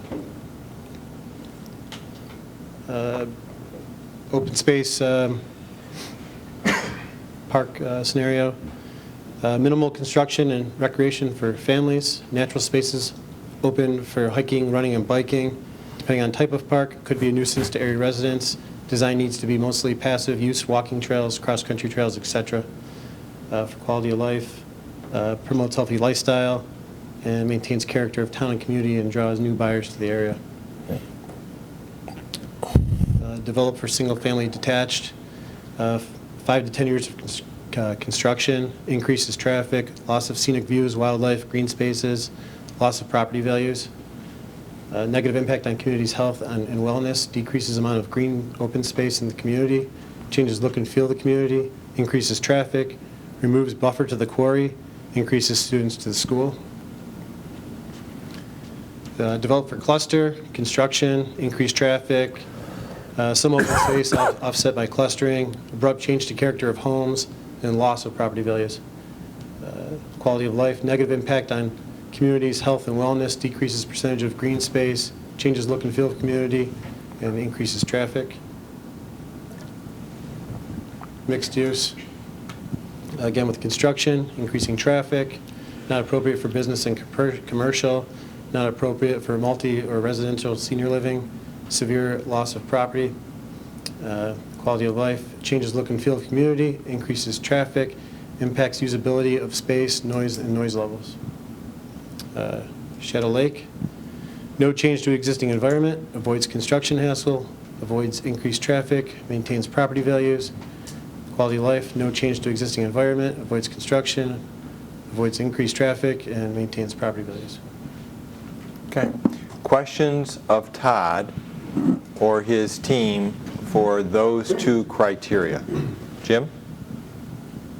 Yeah, and both with respect to the cluster development and the mixed use. Let's assume that the mixed use turned out to be, again, a continuum of care facility for seniors. In either case, if you look at the cluster development that was done by Pridemark on Shoecraft, I'm pretty darn sure that that didn't decrease anybody's nearby property values. That's a beautiful development. And similarly, if you look at the Highlands at Pittsford, I don't believe that anybody suffered in property values there. So I would take some issue with that. Okay. Thanks, Jim. Ray? I was going to say mostly the same thing, but in terms of using what they have over at Shadow Lake, the condos that, you call them condos, townhouses? What if we had senior townhouses in the same type as what they have there, and it's already proven itself to work in Shadow Lake without having a negative impact? If we did a similar thing on the Shadow Pines for at least a part of the space, it certainly wouldn't use all the space. Certainly that's a possibility for the committee's recommendation. The only difference is the Shadow Lake one's on a golf course. No, they're not on the golf course. You're talking about the Pines Road right there? No, just... Townhouses on Shadow Lake? Yeah, I'm using that as a comparison. Oh, yeah, okay. No, I'm saying the golf course wouldn't exist, though, at Shadow Pines. So they wouldn't be backing up to a golf course. They'd be backing up to a senior community or cluster housing. Yeah, but I think it would have less traffic impact. Or couldn't they back up to nature preserve or park? Yeah, open space, green space. Yeah. But one would argue that the value of the golf course is actually where the value of the property lies. Correct. On Shadow Lake. Okay, questions of fact on these 2 criteria that Todd has presented? Yes. John? I'm just curious on the 5 to 10 year build out, is that a normal projection for that type of homes? Because it doesn't sound like what Ryan does normally if they built 300 homes. I don't know if we have I'm not sure if we have a standard absorption rate. Obviously, Ryan sells them as fast as they can. I mean, they don't, but I mean, I think that's more appropriate for past development. We've seen some developments take 20 years, to develop. Others go much quicker. So I don't know if there's we don't have an industry standard on our end. If it's a Ryan home, then 30 homes a year. I mean, I think Penfield as a whole has averaged about 150-ish homes over the past so many years. So, I mean, that's town-wide of all the homes. So I think, it's definitely not going to be 1 year that they would build that. But, the piece at the corner of 5 Mile and Atlantic they're doing right now, I believe they're doing those in 3 phases. But again, it's just whenever the first phase builds out, I'm sure they'll go right into building the next phase. So I guess that was a non-answer. I don't have a, whether it's a 5 Okay, or 10 Bob, and then timeframe. Jack. Question of fact about Jim's comment about not affecting property values at the Highlands. If I'm not, I think I'm correct, in one side of the Highlands, I don't know which side it is 490 Expressway, and the other side is the road that runs into Pittsford from, I guess it's Marsh Road on. There's no houses there, so I don't think there are any neighbors to feel they've had property value loss. And as a neighbor of Shadow Pines, I would feel a multi-story nursing home or a multi-story assisted living or single-story assisted living or multi-story independent apartment building in that neighborhood would not only be unsightly for me compared to the golf course I'm looking at, or I used to look at, it's weeds now, I would feel that would impact my property value. And in addition to that, there's going to be the increased traffic coming and going at all hours of the night of the staff. Occasionally there'll be ambulances going in and out of there for the unfortunate few. And I'm all for the Highlands. My mother and my mother-in-law were there for years. It's a great place. I just don't think it's appropriate for Shadow Pines. Okay, Jack? Just an observation. I love the place I live in, and I bought it. I walked in there. I looked out the golf course. I looked at the pond. Everything was wonderful, okay? Values have done nothing in our neighborhood. In the last 10 years, they haven't gone up at all. And I guess my only point is, we are on the golf course. I love it on the golf course. But everybody wants to go buy new. They don't want to buy old. They go into our place, you buy it for $225,000, you got to put $75 in it to bring it up to today's standards. Now you got a $300,000 unit. Just a statement. That's a statement of fact. Yeah, it is. Values have not. That is clearly a statement of fact, Jack. Yep. Yeah. Just quickly, I think our area in general, you don't see a lot of change in value. You know, it's a pretty stable area. But if you were to take the golf course away, you would see it decline. That's a judgment call. It would happen, for sure, 100%. Okay. Was there no other comments? Okay. Tom says. Tom has a comment about the blasting aspect of things and what would go on at the quarry with regards to any development at Shadow Pines. I'll just read right from this. Part of Shadow Pines is supposed to be a buffer zone for blasting in the quarry, blast velocity, propagation, and impacts regarding structural damage, physical health and welfare, and quality of life is an important consideration for any type of housing development that goes there. He also wanted to add that he has an email from a colleague that he will send to me that I can pass on regarding blast velocity, propagation, and impact for distribution, and other information like that that can be passed on as well. Okay. Thank you. How many categories do we have left?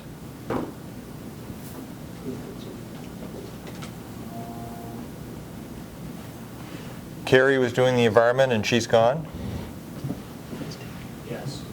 Okay. Financial viability. Quality of life was just done, right? Neighborhoods and quality of life should be green. Yep.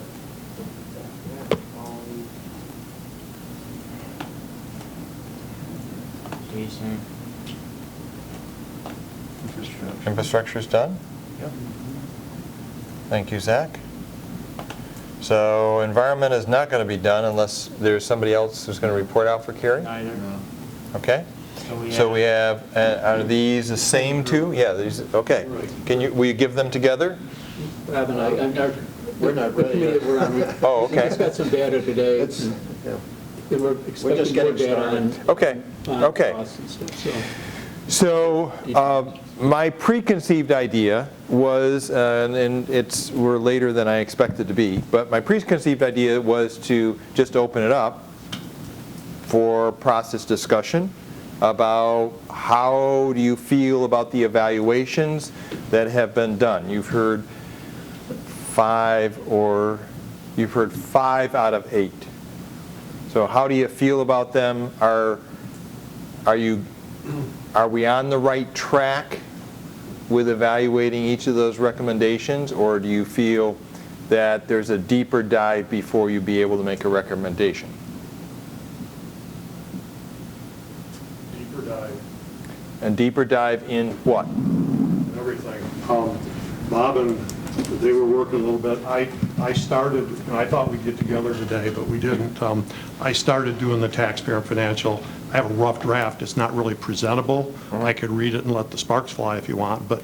I would rather you didn't until until the committee has decided that this is what their evaluation is. You're on that committee, right? Yes. Yeah, no, I'd rather the committee say. There's 5 people on it, and yes, we haven't all worked together, but I think we should take the time to finish these. We can email them to everybody, email back and forth, and then I don't know where it goes from there, but that's what I would suggest. Okay. Neil is ready to speak. I thought the quality of life presentation by Todd had a lot of, to me, they're pretty conclusory statements, and the loss of property values, I've heard this a lot. There's never really much proof of this, but so anyways, I don't, that didn't do much for me. And I guess if I've got the floor, several of the others, I thought traffic, fine, Dan, infrastructure was good. I want to go back to the school thing only in this respect, and that is, while the moratorium's in effect, it's in effect until next March, maybe it'd be extended, I don't know. This whole thing of, well, we can't have residential development, the 255 units, because we need a new elementary school. I've got several reactions. One, I think the superintendent has already said worst case scenario, a lot of assumptions that probably wouldn't match up to reality. The other thing is, we're averaging 130 additional residential units in the town per year, maybe a little higher lately because we're fast growing. And, if the answer is we shouldn't have any more residential development, then we need to have a total moratorium on residential development. But I don't think that's fair. So I don't think, to me, it's not fair to lay that at any particular project or proposal and say, oh, that's a reason why we can't do this, or it's a bad thing. And personally, I'm not prepared to put up the no more houses in Penfield sign, regardless of whether they pay their way or not. The town seems to be doing a good job with its budget, providing, I'm sure there's a lot of us who are interested in more services, but I think a lot of people are happy with the taxes as they are. So, and now I guess I'd go to, the biggest concern I have, which is clearly some very passionate people in the neighborhood. I think, as I said before, everyone assumes it's going to continue the way it is forever. It isn't. The other thing I noticed on the walk was the grass is already knee-high. I'm short, but it's more than knee-high for me. I don't know how long, that's the reality. I mean, I think there's a lot of people here saying the golf course is going to come back. We can continue the way we are. I just don't see it. So my concern is, at the end of the day, as one of the very few members of the committee who's not from the area, I guess we'll put up these scenarios and have a vote and rank them 1, 2, 3, 4, 5, 6, however many there are. I'm a little concerned that, there are so many people from the neighborhood who are invested in let's keep it the way it is, or have it be a town park, or do this or that. I'm not sure they're looking at it from the overall perspective or my view of what I think is reality. I think Shadow Lakes, Shadow Pines isn't reopening anytime soon. So, and I've already said, hey, I guess I could live with residential development of some type there, which is consistent with the zoning. Okay. So that's a whole bunch of concerns I've got there. So those are two, did you say conclusatory statements? Yeah, conclusory. Conclusory, Yeah. okay. I've learned a new vocabulary for tonight. Okay. So we all have conclusory. We all have opinions. And so the question, Sam? I just wanted to make some comments on what you said.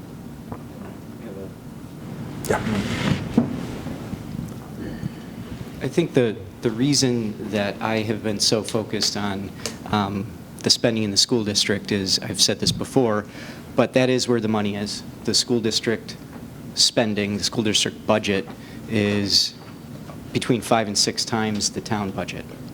And in regards to this property, this committee is being asked to evaluate the pros and cons of different options. And the fact that development of Shadow Pines means several $100,000s a year that existing citizens are going to pay for the privilege of having houses on Shadow Pines is a relevant con, I believe, for us to consider compared to the golf course. I'd also like to say that I have exactly the opposite perspective of Neil on the makeup of this committee. I find it interesting that out of 20 people on this committee, only 7 live in the neighborhood of Shadow Pines. This committee is frankly weighted against Shadow Pines in structure. And that's been one of my concerns since the start of this, but I didn't think I was going to attack the structure of the committee. If anything, this committee is predisposed towards developing Shadow Pines because of the makeup of the membership. I don't think that's... Yeah, so... Well, it's a statement of fact that 7 out of 20 people live in the neighborhood. That's definitely a statement of fact. Yes. Yeah. And It's not fair to just... speak for us. Okay, but Neil made a point that he said there were too many passionate people who lived in the neighborhood. I'm pointing out the fact that the people who live in the neighborhood, whether or not they're passionate, make up barely 1/3 of this committee. So I think it's unfair to characterize this committee as being slanted towards preventing development of Shadow Pines. And just going back to the point before, we are going to pay several $100,000s a year in increased school taxes if 255 homes are built on that property. And to me, and I think to most of the people that I talk to in my neighborhood, they view that as a significant con. Okay, so everybody has their opinion about that. The one thing that it really doesn't matter about the opinion is the makeup of the committee, okay? Whether they're around there or it's stacked against the people who live there. Because the town made the decision to come from 80 applicants to the 20 of you as best representatives to offer wisdom of recommendations going forward. So I don't know the process that they went through that. I don't know the vetting. I don't know any of that. But we all showed up together to do our best work. And that's my intention, to the best of my ability, to do it to get our best work. So Jim had a point, and then it better be really quick, Jim. Jim Holmes said, but yeah. I just wanted to say that I think all of us who elected to ask to join this committee are passionate residents of Penfield. Whether we are immediate neighbors of Shadow Pines or whether we live quite distant from Shadow Pines, we care about our town, and I'd like to think that we can get through this process respecting everyone's opinions, and they certainly are varied. The reason I chose the mixed-use committee is because I thought it was viable, and I was looking for something that was less dense than putting 255 private homes on that beautiful piece of property. If I had my druthers, it would still be a golf course. But I think as you look at the Odenbachs stepping up to the plate to preserve Shadow Lake as a golf course. I want to respect that. They felt that they couldn't have the competition of Shadow Pines and be able to run a good business at Shadow Lake. I'm grateful that they stepped up to the plate, and I'd like to recognize that by finding an alternative use that doesn't plop down 255 homes on a beautiful piece of property. And maybe we can come up with something, whether it's a cluster development or mixed use, that accomplishes that. And if we do, I think we've done good work. So that's where I am. 1 minute or less, Jim. That's not going to happen. I'm sorry, I'll go as fast as I can, but two things on the golf course is it was not our charge to worry about who or what or how somebody bought something. Shadow Lake has been profitable as far as we know forever, and it was sold as a profitable business, and it shouldn't have anything to do with Shadow Pines.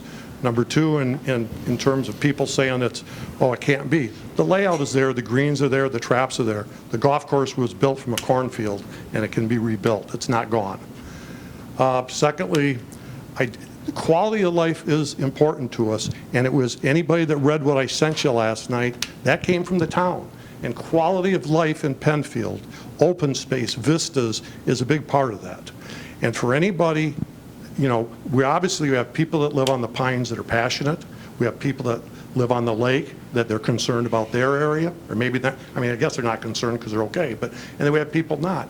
But did anybody, how many people here have watched the meetings of the town boards when the moratorium was brought up? You know, it was like 99 to 1 people talked about keeping it as open space, or at least in favor of the moratorium.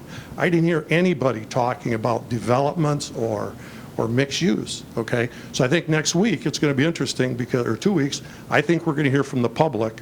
I know there's not a lot of people that come, but I've heard quite a few people say they were watching the meetings, and I've been getting a lot of emails and phone calls, you know, that people are concerned. So I think it'll be interesting.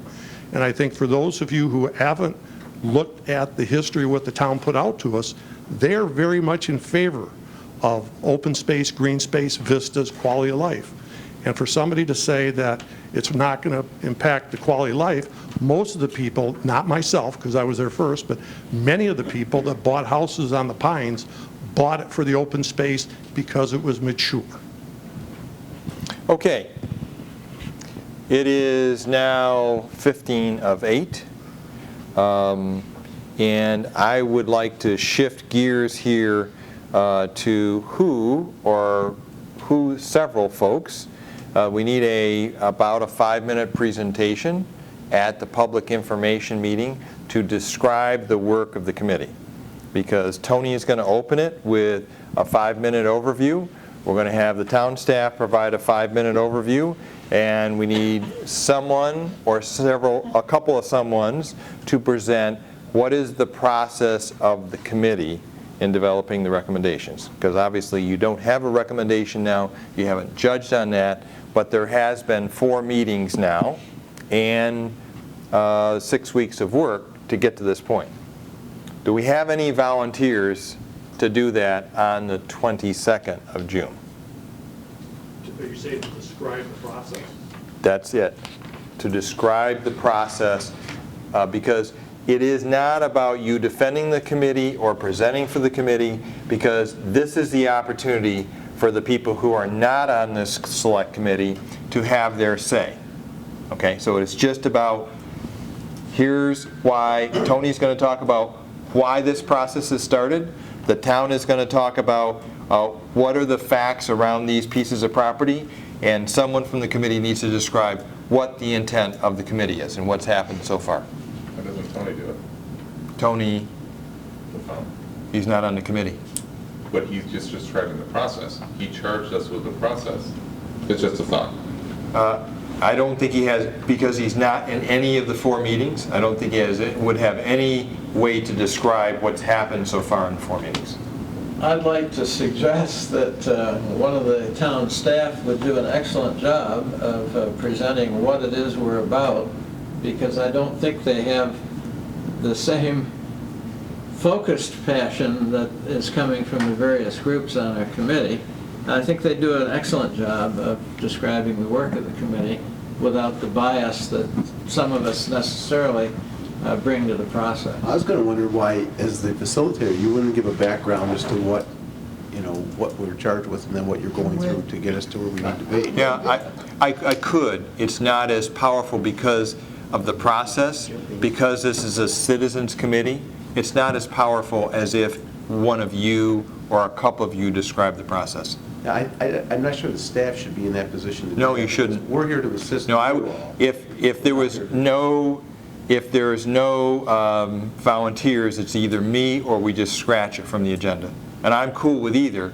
It's just more powerful if the people who have put in the time describe the process, because you're Penfield residents. It's going to be real hard to do that when I hear the passion of the individuals and the positions they've laid out. It's going to be real hard to do that without a biased slant. I nominate Ann. Me? Yes. No, I can do already. Okay, just because I thought you did a very good job, and I don't think you stink out, or you have, no one has an impression that you have a specific viewpoint. Well, I'll tell you what it is. I would love to see it remain recreational or something, but. Well, probably we all would. See, you've got me because I feel like I agreed to be on this committee and I agreed to do as much as I could to make this a success. So I think you put me in a kind of unfair spot. Well, I wasn't trying to be unfair, I was... Oh, I don't enjoy doing it. That's not something I do regularly. So I'll take that as a no, Ann? I'm not sure you need to be passionate. I think you just need to present. No, I would encourage you, it's about just describing the process from a resident's perspective. That's what it's about. It's not advocating. You don't want me up there. All right, I'll do it. I'll do it. And I'm not doing anything. I'm not presenting ever again. Take the easy one. We'll see about that. And that's very. But it's the engineer me to try to do bullet points and keep it whatever. And even tonight, I would have said all that you said, Mark, because I knew we talked about that, but I was trying to. I think you'll do an excellent job, Ann. Oh, that doesn't help. No, I'm not trying to help. I'm just telling you my opinion. I think you will do an excellent job. I'll do it. And if you're willing to do that, I think you would do a great job representing telling people about the process. I'll do it. Thank you. Okay. We all owe Ann a drink. Got another hand. Yeah, Bob. I have one question about the process, dispassionate question. In fact, in the legal notice about the moratorium, it stated that the moratorium was a stopgap zoning measure for a reasonable time frame. While the town considers amendments to the Penfield zoning law to ensure that the future development preserves the character and quality of life. Don't we have to get somebody working on recommendations to the town about amendments to the zoning law? I don't think we need to get people working on that. If that's a recommendation from the committee, then you'll say that recommendation. It's not going to be accomplished before the 31st of July. Yeah. If you say, our number one recommendation is, or 2 or 3 or whatever the number is that we recommend the zoning be changed, then that's... So this should come out of the subcommittees. Well, I guess. We tried to go to the subcommittees to make the load lighter for individuals. For a while, it was one of the committees on the board, the first meeting, but then I don't know what happened to it. It came off the board or got folded into each of our subcommittees, I guess. Sam? I think what happened was we talked about how rezoning and purchasing were 2 ways to make any of these different scenarios happen. So if I remember correctly, we were going to focus on trying to identify what our preferred or more than one preferred outcomes were, and then the second phase would be making a recommendation about how we actually make that happen. And for many of these, it might require rezoning or purchasing if it's not going to be what it is now. Right.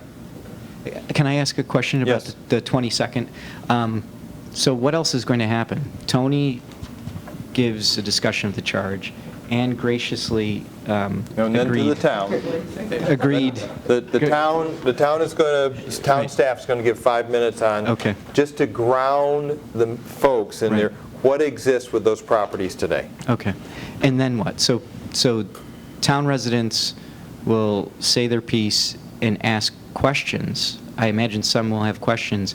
How, do we need a plan in place for how we're going to field questions? Is No. it going to be a free-for-all? The committee is not We're not- fielding questions. We're not answering any questions? No. That doesn't seem like it would be very frustrating to the community?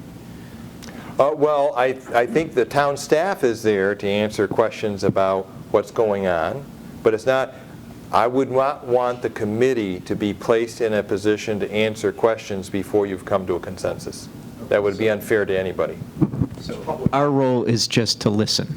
We are going to listen Yeah, to and it's not- feedback. Any questions will be fielded by the town, and if the town isn't prepared to field a question, they'll say that they can't answer. And it's also a time for the residents of Penfield who are not on the committee to say their piece. If they don't want it developed, fine. If they have feelings about the development, fine. But it's their opportunity to go on record and say their piece.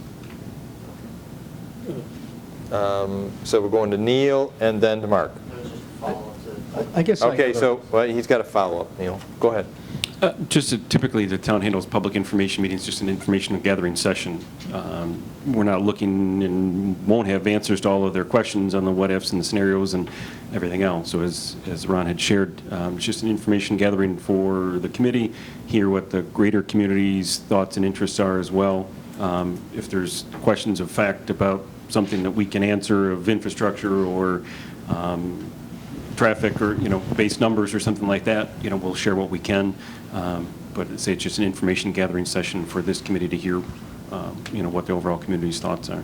So if we climb up to a higher level here, the town said stop in February. We need a chance to think about this.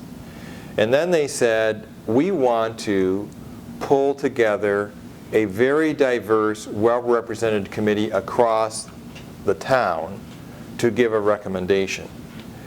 And another piece of information is we want to create an opportunity for all residents to come in and express themselves. What's different between you and them are several, one of which is they have intentionally picked you as a diversified, balanced committee across the town. The people who come to the public information meeting will be whoever wants to walk through that door. And it could be 100% Save the Pines audience. Could be 100%. So it's just about giving folks an opportunity.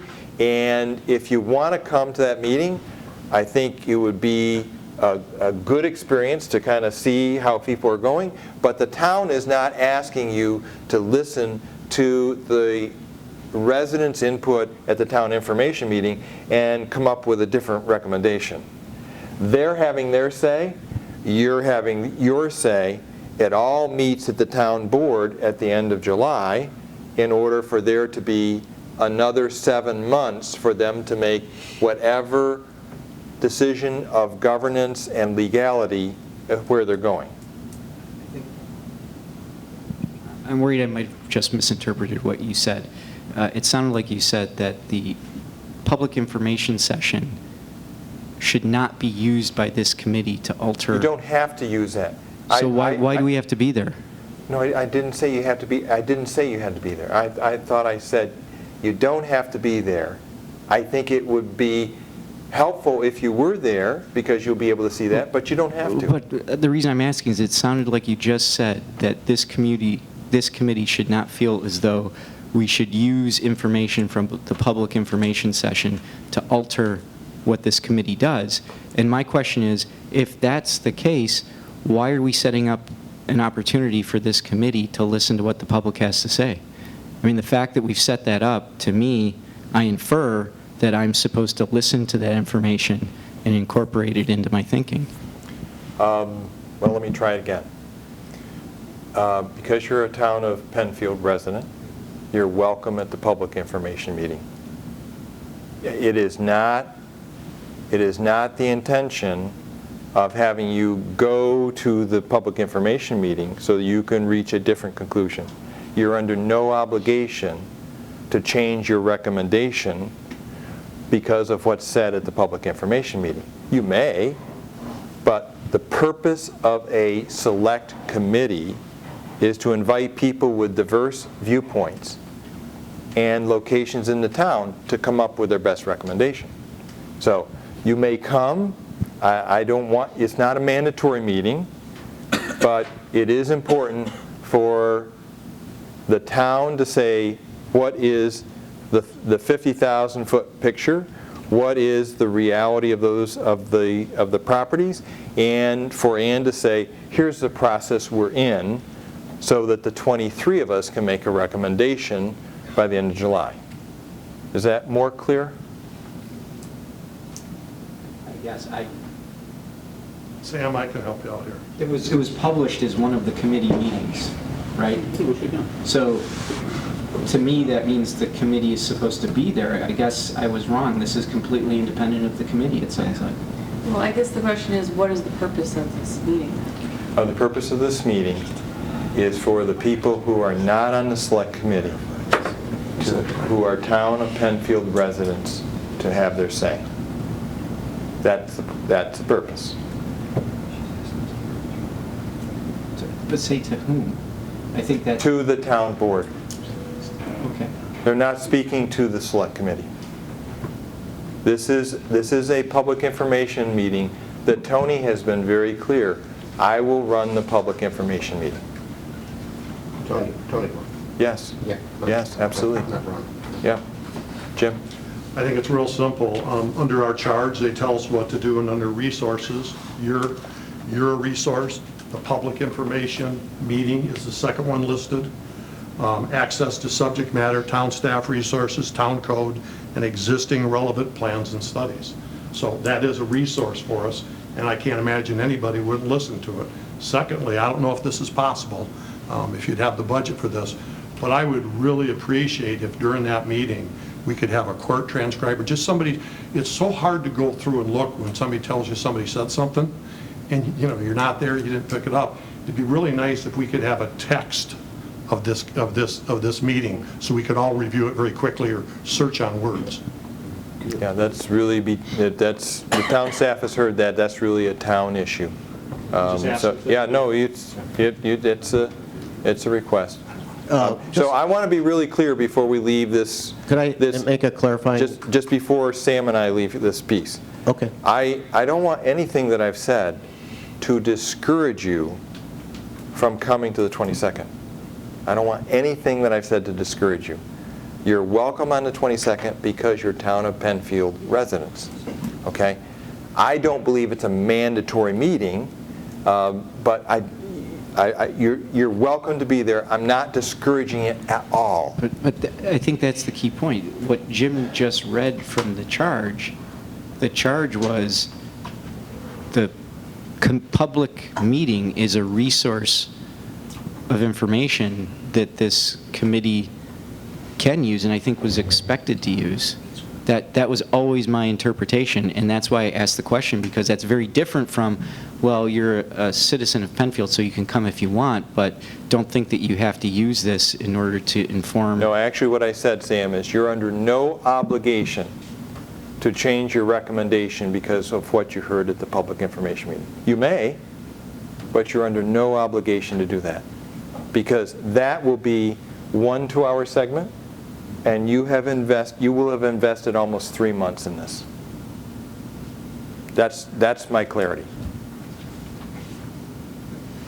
John Piper. Just as I mean, I've probably been in as many public hearings as the staff, as an elected official, and I think there's valid points. I think the key thing about the decorum of something like this is that we all are listening, and we're not challenging or questioning anyone in the audience. It's very easy to get defensive, but I think as long as we remember we are a select group, and primarily you are there to listen and form some opinions that you may come back and change some things, but keeping that decorum is really critical for the public to see that, you know, this committee is really there to listen. So I just want to mention that, having had lots of experience, and the best thing to do is really not say anything, you know, as a committee member, because it really could cause you as a committee member a lot of angst in the community. So just a thought on that. That's very wise advice, John. Another comment is, it's really for the public to get a feel for what you've been working on over the last several months. It's, as you said, you're not there to speak. You're there, you know, we're going to have somebody represent us as to what it is you're looking to do, or in terms of your scenarios. You don't have to defend them. You don't have to do anything about it other than to let the public know what you've been working on for several months. That gives them the ability to go in and look at the various options and comment back to the town board as to what it thinks is appropriate. If everybody thinks, you know, purchasing Shadow Pines is appropriate, that's one scenario that we'll look at. If they think it's appropriate to go to mixed-use development, that's another one you look at. And that goes back to your comment. If they say that it should be commercial mixed use, that's not going to change your opinion that you think that it should be open space. So it's really a function of allowing them to just hear what we've been working on over the last several months, get their comments, and then, you know, let the town board wrestle through those comments as it goes through its process of trying to figure out which recommendations should be reviewed in full and which ones shouldn't. I suspect they'll review every one of them in full by the time they're done. That's probably why they need that extra 7 months to do that. Jack? Having the open meeting and having them as a resource to lead us. Now, the committee was created, a diverse group already, of which we all are, I hope. My impression would be people that come to this open forum are going to have a much heavier passion than probably half of us. And so that would be slanted. So I would agree with you that we're well into the process, and maybe we can tweak it some way, but all of a sudden Ray is going to come in and all of a sudden, oh God, I'm changing everything I'm thinking. That shouldn't happen. I don't think so. My point. Okay. So I think it's easy. It's a scheduled meeting for us. I think we should be there, but only one of us will speak, and that's Ann. Yep. It seems easy. I've been fooled before. Let me ask you a question here. We're running late, but I'd like to know from the committee, and Zach, if you could bring up the matrix again with the five scenarios.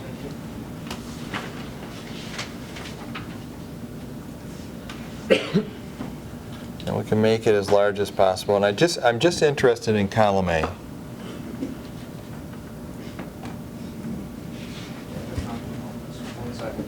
No problem. I'm springing this on you cold. The purpose of doing this is I want to kind of get a sense, after you've done the description of the scenario and you've done the first slice of evaluation, do we have the right 5 scenarios that are the candidates from amongst which you'll make a recommendation? And this is not about the implementation. Heidi. Mine would just be on the mixed use. I feel like with the mixed use, we've talked about, you know, the options being open space, recreation, and senior living. Mm-hmm. We've talked about the option of mixed use being open space, recreation, and small businesses. Yes. But mixed use, based on that title, is really wide open.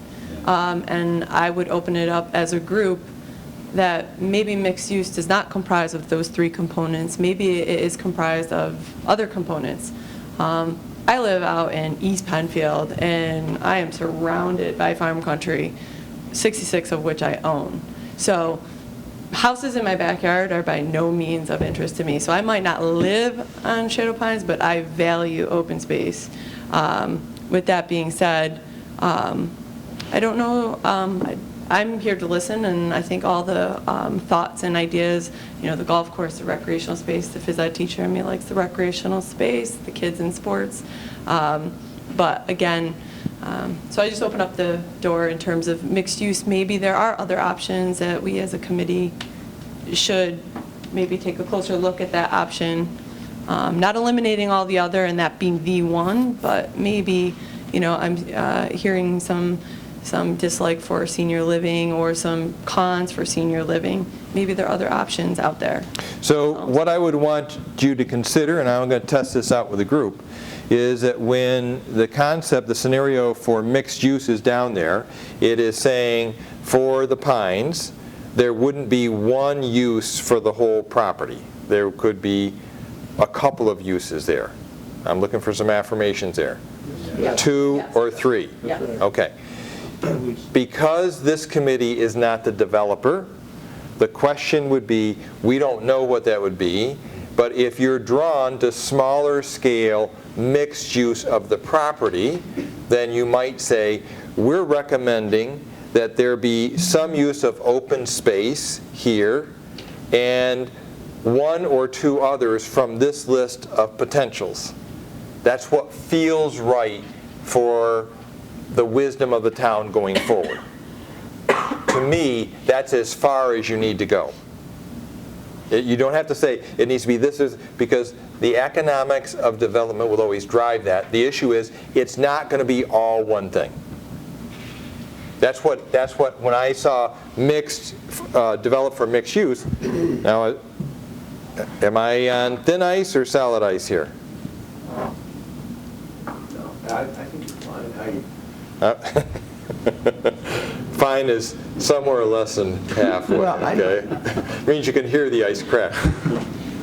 And we talked about commercial development as part of mixed use, and maybe that's another component that you're not comfortable with after listening to your discussions as it relates to traffic, and I think we were concerned about traffic and quality of life and that kind of thing. So perhaps, when you're talking about mixed use, it might be a mix of use such as open space and townhomes, for instance. Yes. Versus. But it'll be multiple commercial. uses. That's right. And you may have a list of choices, or you may say we would want this plus 1 or 2 others, which Jim has just said. But it's not it's not the committee, in my opinion, it's not the committee's responsibility to define what that is. And it sounds like, though, the parameters that you're setting in terms of concern for traffic, particularly during peak periods, those types of things, you're looking for uses that would be compatible with each other, that would be minimizing those kinds of impacts to the site. If you go townhouses with a senior component to it, you don't have peak traffic periods, you don't have a lot of traffic, you don't have impacts to the school district, those kinds of issues. Okay. I'm going to go to Craig. Yeah, I agree with Heidi that I think that there are so many things that could be bundled into mixed use that, in a sense, maybe might dissuade someone from being interested in that as the solution, where a light commercial or a 2-story apartment complex or something like that, which would fit under mixed use. I wouldn't want that, but I might want multiple other mixed uses that are have much less impact on the site. And I wouldn't want somebody to not want that as the solution if there was an opportunity to do something that was really more, I guess, nature-centered as opposed to building-centered. Okay, so if this was a recommendation that you were going to flesh out to do, you could say, for mixed use, we would want to definitely include natural and open space. We have a list of things that could be there, and we have a list of things we don't want to see there. Right. But the concept is, it would not be cluster development, it would not be single family, and it would not be continuing as a golf operation. Well, Sam? it could be cluster development on a very small scale and still fit into that. Okay, I'm just trying to, I'm trying to give you some space here, because we're trying to balance between being very vague and diving too far down. Sam? Well, I just wanted to comment because Craig hits on my exact concern with mixed use. I think there could possibly be some fantastic mixed use of that space, but it's not clear to me how we actually have any guarantee that what we would like to see is what happens once it's rezoned for mixed use. If we want some ball fields and we want senior living, what guarantee do we have that it's not going to be two-story apartment? How is that controlled? Once it's rezoned to allow this mix and the developer buys it, can't the developer do what they want within that zoning? Not really, but it's a valid concern, number one. But the way it's working out right now, they have to meet certain criteria in order to even come to the town to consider a project. So in essence, they would have to submit some sort of a concept project to us in order for us to consider the development. But you're right. I mean, things occur where it's a situation where things would get modified through the process. You'd have to actually lock them in as a condition of allowing them to come into And that kind of I a think plan. at a previous meeting, you talked about developing some kind of framework and criteria for mixed use, but that's not prepared yet, is it? It is, actually. Is it? Yeah, it is. It's part of the manual. And part of that is the board having jurisdiction over the site plan for that would have to see a plan prior to them ever coming in for any kind of an approval for that process. So is that something that members of this committee can see? So I'd like to know what the guidelines for mixed use would Yes, be. there's a before- section in our ordinance, I'm sorry, there's a section on the website that is showing all that information for you, so Okay. you can go in and look at Is it. that in our Dropbox? Would you put it there? The manual? What you just referred to? We could put the manual in. There are several components to it, but yes, I can put the manual in there. The website's a great resource for everything that's been going on the past 5 years with our mixed-use project. That is one of the features that they have to show a plan, a concept plan as to what they are proposing. And realistically, they should not be changing that concept plan from the time they come to the board to the time they actually come in for an approval. It should be that process. So it is one of the few times that you actually don't have a change. But again, a lot of it depends too on what the recommendation would be in terms of mixed use. If we say we don't want commercial mixed use, or you want some kind of a mixed use that's a low traffic generator or is a non-impact to the school district, those are things you'd have to put out as a recommendation. And as Ron says, you don't have to come up with the uses. That wasn't, the mixed use wasn't put in our packet of zoning ordinances to look at the start. No, it wasn't. No. It's right, it's not. You're right. It's not currently adopted, so we didn't put out there. That's something that we're developing for the 250 corridor along the YMCA area. That's targeted towards, again, as I stated last time, is 2 state highways. We didn't send it to, basically, it's not an adopted thing right now. It's before the town board. The town board's talking about it. It's in process, but it is not a currently adopted piece of our ordinance. I mean, we've gone through, I mean, it's under review. We've had. Right, so the point is, we can't count on that actually being what would be relevant to this property. I mean, it could be a recommendation from the group. Obviously, the town board is involved in both processes. They're the only ones that can create new zoning. So they currently have that pending before them. We've had the public hearing. We're working through the secret process now, so it appears the town board is moving ahead with that piece, but it is currently not adopted. Okay, we're going to Zach and Tom Rocco next, and then we're going back to the question of, do we have the right 5 scenarios for you to noodle on before we go forward? And this comment is actually a perfect segue to that. Going back to what criteria are listed here, our scenarios are listed here. Tom has a suggestion for a yay or nay decision. The matrix should include a scenario for rezoning. The reason being that if it's not on here now, another group or committee down the road may have to revisit such a situation. He went on to say both Shadow Lake and Shadow Pines should be considered for rezoning no matter what, preferably recreational, some sort of recreational zone to conform with master plan. Okay, so let's go back to the comment that Sam reminded us of, is that many of these things regarding zoning and money are implementation steps that we'll have to go through in order to get there. So that you can put that down as a recommendation. I'm just trying to, here's what I'm trying to do, and I'm not trying to drive the process. The clock is ticking. There's less time than you think there is. The town has agreed to have me back for one more meeting. It will be a big important meeting on the 12th of July. And after that, even though passions come up in this conversation and it gets a little sparky from time to time, if you move forward from that and need more meetings, you find it's even more difficult to get to a consensus without a facilitator present. It's just the way it is with group dynamics.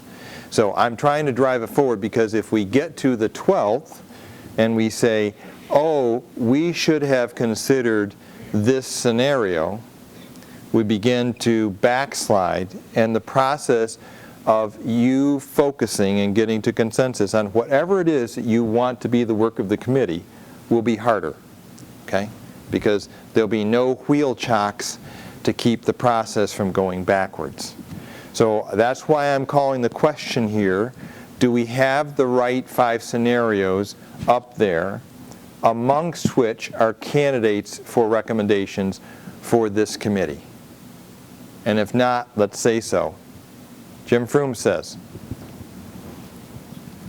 I'm going to actually read off something I wrote earlier today. That's just one paragraph, so it won't take long.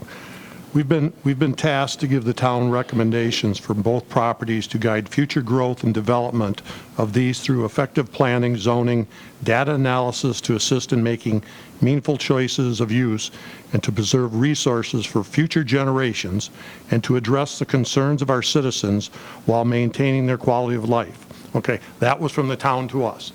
Okay, and what I did is I just made 2 little bullet points here. I did consistent with instructions, including current land use, and then not consistent with current land use. Okay, and what I came up with, and I think these are the 5 that you originally started with, is the consistent is zoning, or excuse me, rezoning, golf course, parkland open space. Those are consistent. And the ones that aren't consistent with current land use are housing or cluster housing and mixed use.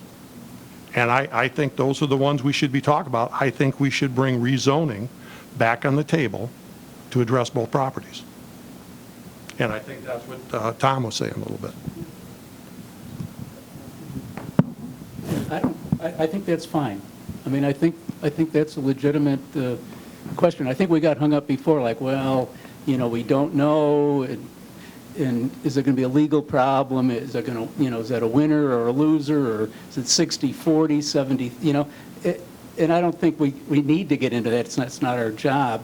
But I think that's perfectly legitimate, you know, to say that's an alternative. And I think you can run some of these criteria for it, because you just say the end point is, there's big problems. Look, don't get me wrong, Jim. I probably would never raise my hand in favor of that one, but I think it's legitimate to put it on the table, and we got 6 rather than 5 things. I think otherwise...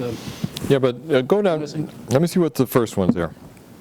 Can I just make a comment? Yeah, I think perhaps this idea of zoning, or how we make it happen, is somewhat related to this idea of financial viability, or viability in general. And my question, or my concern is, we put all this work in, we make some recommendation, and if recommendation number 1 is mixed use and we have no idea how that's actually going to end up turning out, and recommendation number 2 is a close second, but there's a clear path for the town to make our specific recommendation happen, then that is a criteria that would be in the back of my mind. And so perhaps the committee might want to make that an explicit criteria, the feasibility of this committee's recommendation actually coming to fruition. So to me, this sounds more like a criteria than a scenario. It does to me too, Sam. It does to me too. Because, you know, the cluster development, the mixed use, preserving it as park long-term would all require rezoning, right? If the committee's intent is to rezone for the purpose of creating a new recreation space, that would require rezoning. Yes. If the committee's intent is to rezone to allow senior townhouses with the intent of possibly some open space associated with it, that would require rezoning to townhouse development, with the exception of the Town Law 278. And I get a feel that some people are a little uncomfortable with Town Law 278 because maybe you don't understand the full process. But for instance, on this property, if it were 255 single-family homes that were permitted, and what they wanted to do was to take those 255 units and create a zero setback with townhouses under 278, they could do that. In doing that, once they create those 255 townhouse units on a smaller parcel of the overall land, none of the rest of the land could be utilized for anything else other than single-family residence if that's what it's zoned for. And that happens in Penfield a lot, where you have a 7-acre parcel left over. It happened on the corner of State and Jackson Road, where there were 7 acres left over due to a townhouse project that was built in a single-family detached zoning district under Town Law 278. So there are some advantages to, getting a lot of land left over if you confine that development into one area of the 211 acres. So that's something, if you're more comfortable knowing it in that perspective than just another 255 houses on the site on smaller lots, that gives you some other feeling for the use of Town Law 278. Jim, why would we have to rezone to put townhouses on when we already have them on Shadow Lake, and they already zoned to be able to put more onto that property? Well, Shadow Lake's allowed to, I can't remember if it's like another 12 or something like that. How much? 11? Yeah. Right now, it's all cyclical, but right now townhouses are very popular, particularly with seniors. We've built several townhouse projects in the last few years. They're all senior-driven. But again, the use of Town Law 278 allows for townhouses that are combined, but they can't have more than what they're entitled to by the code under that certain zoning district. Okay, it's 8:25. We got 2 minutes. If I were king of the world, Okay. okay? Would that be something? That would be something. This thing would be something. It seems like all the uses and everything like that we talk about, I made a comment once that the town would never buy this property. And somebody said, oh, yeah, we would. We put out. Why wouldn't we just buy the property, and then we can make it into anything we want? Good question. Yes. And the second part of that would be, if you rezone it, and it's worth $3 million now, you rezone it to become $1.2 million, what do you think the current owners are going to do? They're going to sue your butt, right? Yeah, but they can't because they bought it under the moratorium. It's going to be tougher, I shouldn't say they can't. But they bought it under the moratorium. No, finding out- nobody's bought it. No, I thought you were talking about Shadow Lake. No, No, I'm not talking about Shell. No, I'm talking about Shell Pines. But if somebody buys it during the moratorium, they lose some of their legal standing because they're buying it under a... Now, so I'm looking at Old Castle's point. They're the seller, they're the ones that are going to lose here if it doesn't come out right, and they would probably only lose so much and accept it. They're not going to lose $1 million. Jack, that's why I kept making that point at a previous meeting, that I thought we needed to have some idea of the likelihood of the lawsuit and the likelihood of us losing. So I think that's a valid point. We don't agree on a lot, but we agree on... Yeah. I mean, we're going to get sued, and we should factor that into the cost.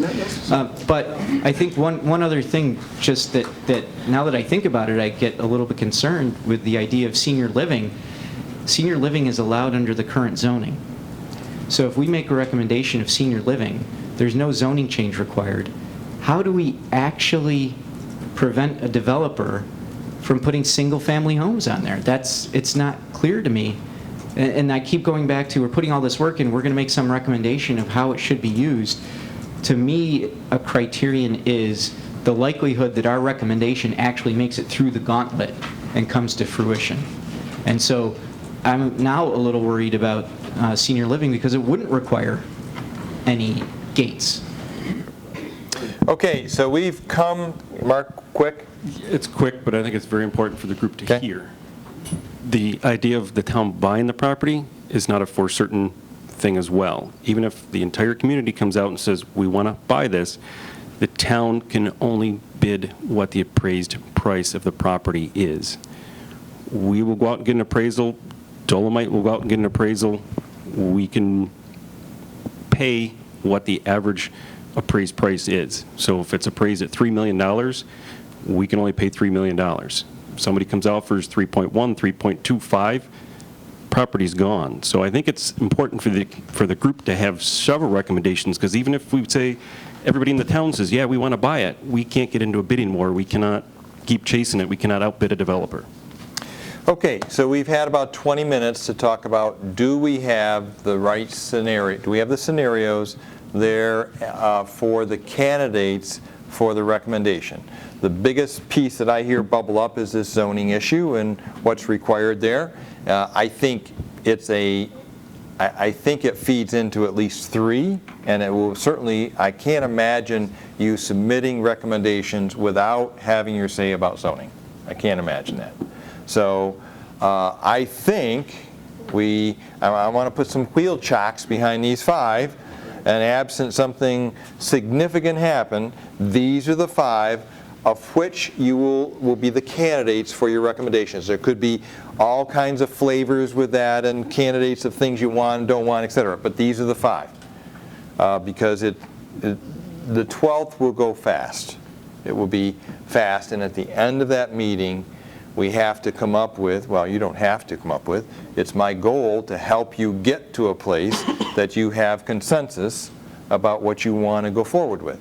And one more from Tampa. Yeah, sorry, conversation was ongoing. I just wanted to go back to his point about the rezoning item. I think somebody or you made a good point. Are we looking at his suggestion about the rezoning as either a scenario, or are we looking at it as a criteria for these scenarios? I think for his sake, could there be some clarity on that? I would tell you where I'm coming from. It's an implementing step. When you decide of those 5 that you think whatever makes your cut, the purchase, zoning, that's an implementing step, and I wouldn't expect you to be silent on that. I expect you to say, we want, our first recommendation is this, and to do that, as the charge to the committee said, to think through the implementing steps, and that would be to recommend rezoning. So then to him and to the committee members, if I presented it the other way, I apologize. I think it's better, as you said, as a criteria of scenarios. Because the challenge will be, when you say, we're recommending rezoning, next question is of what? Correct. To what? What's that? To follow master plan, it's laid out for us. Could be. And that could be a recommendation Jim, from the I'm just trying to committee. do this for clarity, that's all. Just to, because I have this conversation going here and I'm trying to be the middle. Okay, so this is our last meeting as a select committee for 5 weeks. Next time we get together will be the 12th of July after the holiday. The public information meeting is the 22nd. It will be in this room, right? And we don't know the exact time. And Ann has graciously agreed to present the process. It's the process, right? I don't want to say anything. The process. Ron, excuse me one second. Yes. The town board, whenever it has a public informational meeting or a community discussion or a town board meeting, they start at 7 p.m. So I'm expecting them probably to want to do that at 7 p.m. Okay, so we're assuming it'll be 7 p.m. I'd like to reinforce something that John Piper said. I think Ann is going to be an excellent spokesperson for our process. Sorry. And I do believe Ann will be an excellent spokesperson for our process. And I would just say, for all of you who intend to attend the public meeting, and I won't be here because I'm between 2 graduations, if you want to speak as a citizen, that's fine, but please don't speak for the committee. Ann is going to describe the process, and it would be a mistake for any one of us to try to say, this is the direction the committee is going. So John, I think, offered excellent advice. So let me just check this out, because it came from, the idea bubbled up here, that the only piece of where we're at would be, these are the 5 things that we're considering presently. Are you comfortable with that? like there's been a lot of talk, and maybe we should just decide, should this idea of zoning or purchase or the execution, viability of execution, should that be a criterion? Right now, it's not a criterion. It's going to be an element for any one of these 5 scenarios. Right, so to me, it should be a column, a criterion, you know. It's going to be a criterion for me. Whether it's on there or not, I'm wondering if we should make it explicit. If other people, I'm going to be concerned about how the town can execute when I make my recommendation. Yeah, you're saying a column, not a row. A column. Yeah. I think it should be a column. I'm wondering if anyone else would like that. Yeah. Would you like us to assist you in showing you how the process would take place if we moved in that direction? Would that help you? I think it would be hugely helpful for any one of these, what the paths are. I think it's important that you have that. I really do. That's a great And we can suggestion. provide that for you if you want. Okay. So when you have that scheduled, there may be others in the room on the committee, in addition to Sam, who would find that helpful. So when you and Sam work up what the timing of that would be, could you publish it to the rest of the committee? Yes. So that they can participate in that? And that's true for any one of the other components that you're looking at, or one of the scenarios you're looking at. If you need, a process as to how you get to that point, whether it's a rezoning process and you need to know how that works, we'd be more than happy to show you that as well. Yeah. So it's the 6th. We're going to be together on the 22nd. We got the 4th of July there, so I encourage you not to get caught up in that holiday. So whenever it's appropriate to do that, just push that out, Jim. The sooner the better, in my opinion. But that's just me. Okay. Yeah. Good night, Irene. The papers have been going together. Eyes are glassy. Safe drive home. I really am between 2.